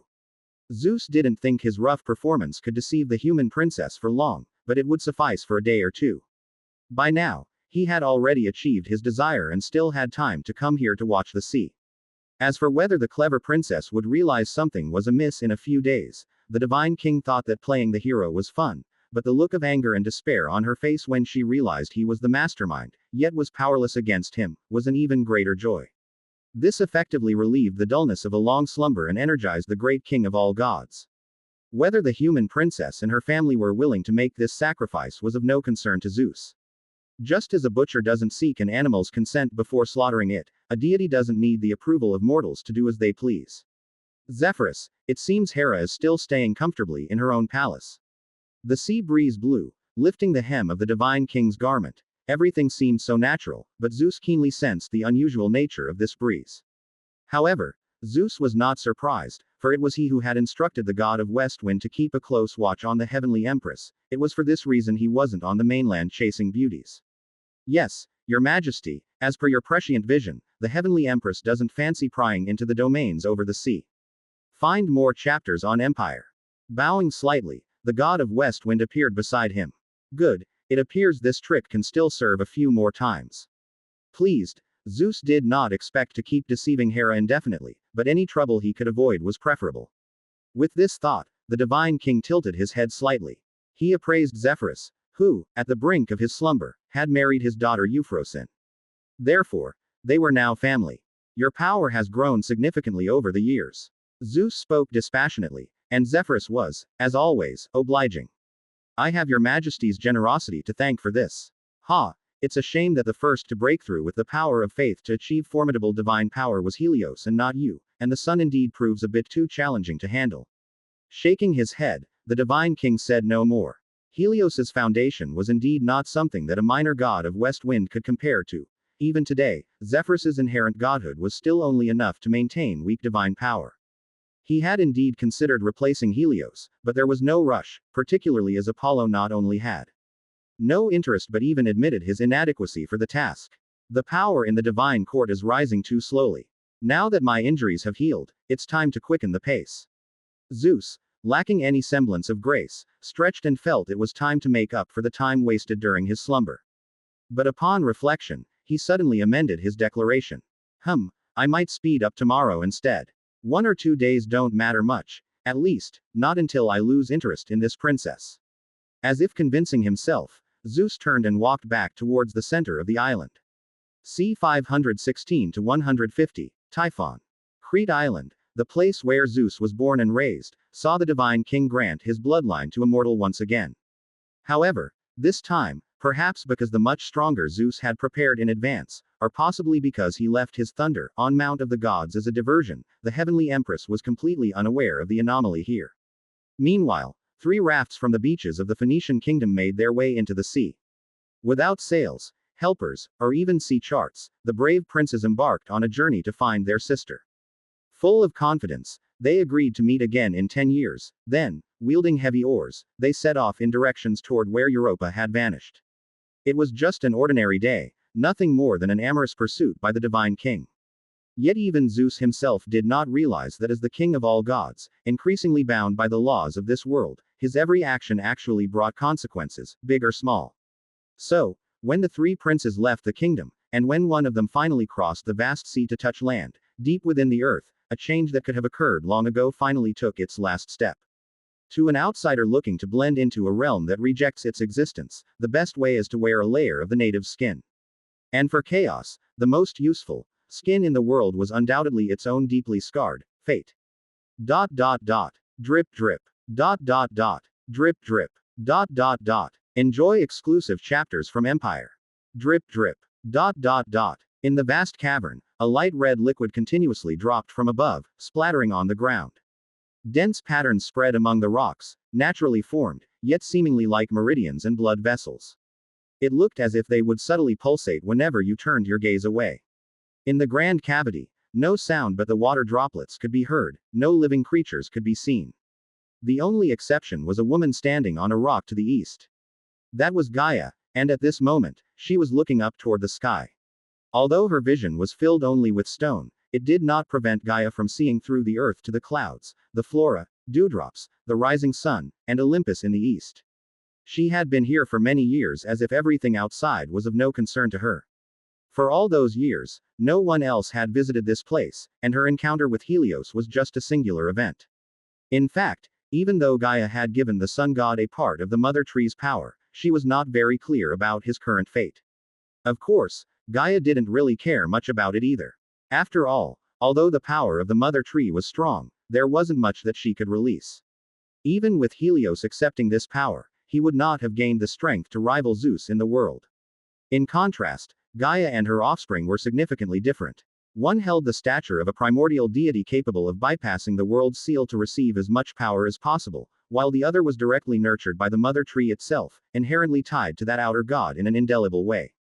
Thus, in Gaia's eyes, Helios was merely the result of her whims. At best, he was a pawn that could prove to be somewhat useful, not the key that could determine the outcome. The god demon about to be born was her real reliance. It would do what she wanted to do on her behalf and become the sharpest sword in her hand.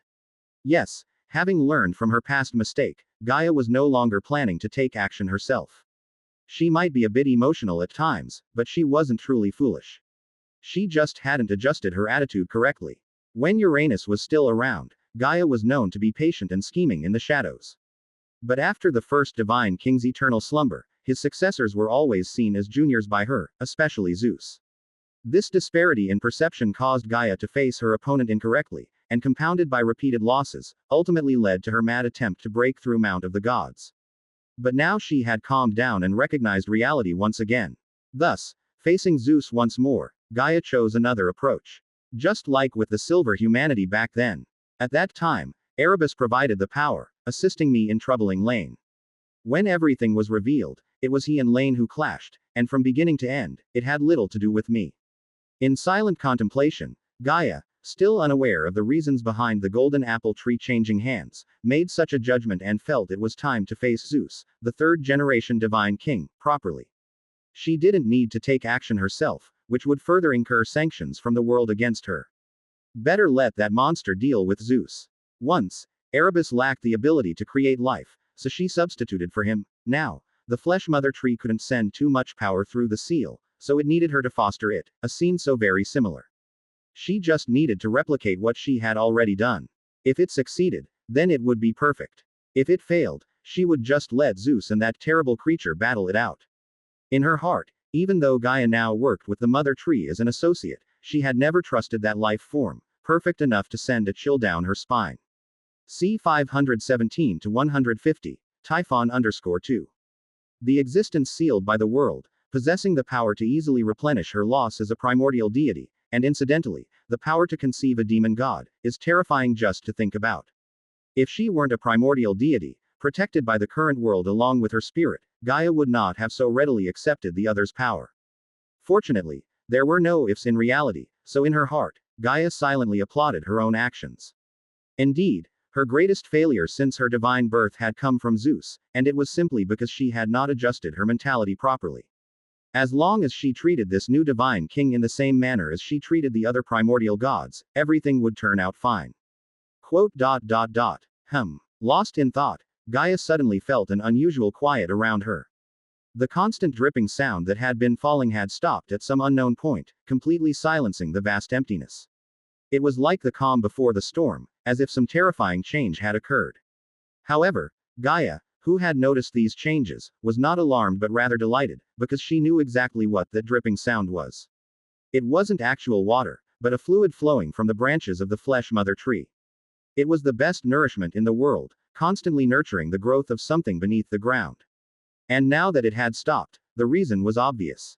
The vague consciousness of the mother tree had once expressed the right moment, and perhaps that moment had arrived today. Crack. Crack.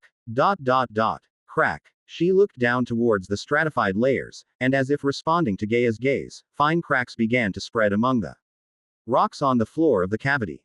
The earth trembled slightly, as if something was about to break through the soil. Watching this scene, Gaia couldn't help but burst into laughter. Ha ha ha ha. Good. Very good, you're finally coming out. I have been waiting for you for so long. Joy spread across Gaia's face. Her most proud creation, the offspring capable of completely compensating for her shortcomings in battle, was finally about to descend upon the world. Soon, everything she lost would be reclaimed. For now, all she needed to do was to witness its birth. My child, my smallest child, I can't wait to see you. Come, Typhon, come into this world, ascend Mount Olympus, and punish those who offended me, punish the arrogant divine king. Her voice echoed in the underground cavity, but it was easily drowned out by thunderous noise. The earth's tremors grew more intense, and a dark, gloomy light surged from the cracks. After a short while, under Gaia's expectant gaze, a massive head emerged from the shattered rock layers below, then rose high into the air. It was a head that resembled that of a dragon. If not for the accident in the 9 realms, it would have been the progenitor of the dragons of chaos. The monster called Typhon, though it had more than one head, this one was undoubtedly its most vital one. As its eyes opened, Gaia, locking gaze with it, seemed to see endless slaughter and destruction, but this only pleased her more. This was the sword she needed, the weapon to slay the divine king. Have you awakened, Typhon? Can you understand my words? Levitating her body, Gaia positioned herself above the dragon head. Although everything was as she had envisioned, to ensure that Typhon, enhanced by the Mother Tree's power, could indeed communicate, Gaia still made a point to confirm. The results satisfied her. Although the huge dragon head did not respond, and even as a second head emerged amidst the earth's quivering, Gaia still saw reason in the creature's eyes. It seemed influenced by its instincts, but it was still able to communicate. That was enough. So, lifting herself higher towards the top of the cavity, Gaia spoke out loud. Typhon, since you can understand me, come out quickly. Go and overturn Olympus for me, dethrone the divine king. Boom. Read exclusive adventures at Empire. The loud noise returned, and as Gaia spoke, Typhon's 9th head also emerged from the ground. Perhaps due to its inherent traits, each time a head was raised, the rest would swell. At this moment, 18 enormous eyes larger than Gaia herself gazed up at this being hovering in midair. Staring at the entity with an essence somewhat akin to its own, Typhon spoke its first words. Quote. Who am I? Raising an eyebrow, Gaia was somewhat taken aback by the beast's response, but she still explained. You are a monster, a demon, destined to destroy Olympus as Typhon. Destruction is the purpose of your birth. You should be able to feel the agitation in your blood as well. Quote. Then who are you? 18 dragon heads hung in the cavity. The space that was once like an underground world now seemed a bit crowded. Yet Typhon seemed not to mind this detail and just stared at Gaia, asking its second question. I am the deity who nurtured you, Typhon, the Mother Earth of chaos. All things are born upon my body. I am the foundation of the world. Frowning slightly, but Gaia still offered an explanation. Quote. Then this divine king you speak of, what is that? 36 heads now packed the entire cavity. The underground world carved out by Gaia could no longer contain the giant. The rocky walls trembled, on the verge of collapse, but seeing this scene, Gaia felt somewhat elated. C 518 to 150, Typhon _3. For those monsters that were not gods, the smaller ones may not be weak, but the larger ones were certainly strong. And the one before her was destined to be the strongest of them all. The divine king is the nominal master of everything in the world, and he is also your enemy. Gazing at her own creation, Gaia slowly began to speak, her tone rising slightly. And you must topple the divine king to the ground and snatch everything that belongs to him into your hands. Quote. Booming. The loud noise continued, and the earth finally began to crack open. More and more dragon heads rose from the ground. The cavity that existed underground should have collapsed, but instead, it was propped open by the behemoth. It did not ask another question as if it had already learned everything it wanted to know. Red mist floated among Typhon's heads like a barrier that encircled it. What you mean is, I understand. Got it. Quote. In unison, yet mixing with each other, different in pitch, identical in tone. When the 100th head emerged from beneath the earth, it was as if Typhon had truly arrived in this world. But while its body was still buried underground, these protruding heads were like icebergs floating on the ocean's surface. However, compared to Typhon, Gaia encountered a slight problem. She hadn't anticipated that it would have such an enormous body, nor had she taken any precautions, causing a large area of strata to be lifted around the cavity she had opened. The previous surprise at her creation's power made her overlook this detail, but now a faint pain reminding her of her body told her that if Typhon were to emerge like this, she would certainly be significantly hurt. Stop! Gaia shouted, your body is too large. Let me split the strata so you can freely enter and exit. Boom! Gaia's voice was cut off. Typhon paid no heed to her. As if tired of the crowded heads, the 100-headed dragon serpent lifted its long necks, and flames spewed from its 200 eyes. As it moved, the earth fell silent for a moment, then was violently torn apart. The result for Gaia was a series of cuts opening on the surface of her skin. With wide eyes, Gaia hadn't expected Typhon to ignore her words so disdainfully. She had many rebellious children before, but none chose to defy her will just after birth. But clearly, the 100-headed monster didn't care about her feelings at all. It simply pulled hard, lifting its body from the strata, and then, with all its might, pushed its heads upwards. Crack! The vast expanse of land was pushed open by it, and the evening sky was exposed to the monster's gaze. Seeing the outside world for the first time, Typhon's eyes flickered with an odd light. The newly born demon god seemed to be enamored with the beautiful scene. But the next instant, only brutality and a killing intent remained in its eyes. It was born for destruction, yes, its lineage told it so. Typhon saw the deity that claimed to have created it follow it out of the ground, glimpsing Gaia's pale, angry face as if she was trying to say something to it. It seemed to be something about a helper, sneak attack, Zeus, or the like, but it didn't care. Despite being injured because of its existence, she still tolerated it and tried to reason with it. Such a being dared to instruct it. But she was right about one thing: if the Divine King truly is the master of everything in this world, then I should replace him. The low voice echoed through the mountains, and the moon at the end of the west heaven seemed to hasten its pace out of fright, but Typhon paid no attention to them. It simply raised its 100 heads, declaring its arrival to the world. Because I am the sovereign of monsters.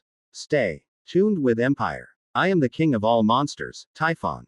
C 519 to 151 Surprise change. Typhon, or Typhon as he is also known, when he was born, actually had a far greater impact than many imagined. To Typhon himself, he was merely announcing his presence to the world. To Gaia, it was the long-awaited weapon that didn't quite seem to obey her commands, finally arriving in this world. But for many others, both gods and mortals, the birth of Typhon was like a huge stone thrown into a lake, instantly stirring up towering waves. Before the realm of lightness, within a realm that seemed to devour everything. Since the incident with the golden apple tree, this ancient god born at the dawn of creation had quieted down again. Few knew what he had done, or if he had simply done nothing. After all, under his unique authority, even Laine could not detect his movements. In any case, the primordial deity who seemed to be attempting to break free from the shackles of the current world, did not appear to be in a hurry. His actions did not seem to exhibit a strong sense of purpose, at least not on the surface. However, this day was ultimately special. Almost the moment Typhon's first head emerged from the crevice in the ground, Erebus was drawn to the subtle yet familiar fluctuation. He set aside his current task and appeared in an instant at the border between his domain and the underworld. The vast expanse of the underworld was as usual, seemingly unaffected by an external influence. This was not surprising. After all, the birth of Typhon had only just begun, and there was still an entire underworld separating it from the underworld proper. Yet, amidst the haze, Erebus could already see another kind of change beginning. Starting from the edges of the underworld, a pale red mist was spreading. Something had been cracked open. When a great entity recognized by the fortunes of the current world descended, Niflheim and the outside world finally obtained a true anchor point, allowing a sliver of its power a small outlet. Unlike with Gaia and Helios, who could only communicate with their respective domains, the advent of Typhon introduced a direct flaw in the seal. Observing this scene, Erebus's face was unreadable. Although this change was inseparably connected to him, he seemed to have no intention of intervening. It escaped my perception. First it resided in my grasp, then became dormant, and finally seduced Gaia. I was wondering why she had grown so quiet after being chastised by Zeus for all these years. Remarkable. Did it acquire some trait beyond greatness? No wonder it was sealed within that small realm. The threat you pose to the current world is far greater than any primordial god. Beside the abyss, In another realm that existed alongside Tartarus, away from the world, Erebus had long discovered Niflheim, bound tightly by the chains of law. After all, he had ventured inside and been wounded there before. As time passed, the Lord of Darkness also noticed that the law chains binding it were increasingly weakening, or more precisely, they were being replaced. Originally, the blockade was imposed by Chaos World itself, but it had gradually been replaced by the current world's law chains. Although the number of chains had increased, their power had decreased. Erebus could infer the reasons behind all this, in accordance with the innate knowledge of a primordial god. Your journey continues with Empire. The outsider was integrating into this world, so the world's own restrictions on it lessened. But its act of assimilation prompted the world of order to perceive a significant threat, so more fetters were applied in response. However, it now seemed that all these efforts were in vain. The strongest fortresses are often breached from within, and nobody would think that the Flesh Mother Tree could directly break the shackles imposed on Niflheim. But now it had circumvented those constraints and emerged in this world. With Gaia as an inside agent, the current world's seals became a joke. The underworld is of no concern to me. The underworld, Nether Moon, and Styx River are its targets for erosion. But the divine trees and dragon eggs of the underground world must remain untouched. With a step, light and shadow shifted, and Erebus arrived before the twin golden apple tree. The next moment, an invisible force was applied throughout the entire underground space, completely turning it into a secret. Although the outcome suggested that the life authority once pinned with high hopes by the Lord of Darkness did not erode the power of the Flesh Mother Tree and even quietly allowed it to leave and seduce Gaia, this did not mean that the life authority was unimportant. Similar authorities were effective. There was just a misjudgment beforehand. After all, Erebus originally thought the outer god was merely a being mightier than himself, but it seems now that it may be far more terrifying than any entity of chaos. A vessel that carried the heritage of a world's destruction, even if only a part, this granted the outer god born from the old body of the world tree Yggdrasil unimaginable benefits. Even if it had not become a truly great power transcending the present world by half a measure, it had acquired certain traits. Therefore, the fragmentation of the life base proved ineffective, but in the end, it was useless against it alone. The branch that pierced Erebus's left hand was the main body of the Flesh Mother Tree. Indeed, that part possessed an unimaginable immortality trait, but the ensuing forces anchored by it did not. C 520 to 151 surprise change _2. Moanda. Still in Olympus, let her stay there. Looking around, the god of life had been very active since his rebirth, and it was only natural that she wasn't here. However, Erebus didn't care. As long as the golden apple tree, her true body, was still in his hands, she wouldn't be able to escape anywhere. Boom. A massive sound came from above, seemingly the noise of Typhon breaking through the earth, but it didn't affect the secret underworld at all. It was as if it didn't exist, letting the tremendous noise sweep past it, rushing into the underworld. For a moment, the gray earth became bustling. In the fields of truth, even Hades couldn't help but stand up from his throne to investigate the source of the disturbance. But he clearly found nothing, until that declaration echoed from the ground, reverberating across the land of the underworld. I am the king of all monsters, Typhon. The spirit realm's seventh layer, Mount Sinai. The mountain that spanned the 7 layers of the spirit realm had grown even more majestic and vast. As the axis of the spirit realm, it naturally grew stronger with the perfection of the realm itself. The changes in the 5th layer of the spirit realm were undoubtedly reflected on it, as when the negative energy realm was recently completed, the inner realm construction also succeeded halfway. Accordingly, Mount Sinai rose a notch higher and even began to possess some unique powers. Laine even suspected that, by the day all 7 layers of the spirit realm were forged, this Mount Sinai might also possess its own symbol. After all, the Pillar of Chaos might just be a tool supporting the sky, but Mount Sinai is an indispensable part of the spirit realm. But those were matters for the future. At this moment, Laine, who had just become free for not 2 days, suddenly looked up from the Temple of Lops. Even earlier than Erebus, as soon as Typhon began to carry out its destiny within the original trajectory, its existence was completely exposed to Laine's eyes. Laine couldn't see it. He couldn't peer through the body of the earth to see the demon wrapped inside, not yet arrived in the world. But Typhon's presence was so intense that even at its birth, it caused boundless tumult in the Sea of Origins and fate itself. This was natural, the former because of its terrible power, and the latter goes without saying. Although there are many versions of the myth in later generations and Typhon's combat power is a matter of debate, within the entire mythology record, an entity capable of wounding Zeus, even in just one version, is exceptionally rare. It seemed to inherently have some sort of restraining relationship with the throne of the divine king, like two poles opposite of Zeus. In the original trajectory, Typhon's father was Tartarus, the source of chaos, and its birth might symbolize chaos's backlash against order. Now, it went even further. When Laine noticed this new version of Typhon, he even doubted he had mistaken the target. Had chaos become so unreliable that it allowed the power of the flesh mother tree to bypass its seal? However, this doubt was fleeting, as Laine immediately realized that there must be another reason for all this. Perhaps there were remnants of the mother tree's power in other fragments of the Nine Realms. Although he had found this outer god in Niflheim, it didn't rule out the possibility of her power in other fragments. Or perhaps it was related to the Lord of Darkness. After all, both had been in contact with the mother tree. If it wasn't Laine's doing, then Erebus would undoubtedly be another suspect. But in any case, what's done is done, and dwelling on it now is pointless. The spirit realm isn't the first target of the flesh mother tree.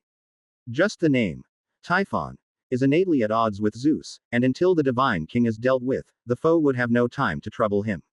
But then the question arises, can Typhon defeat Zeus?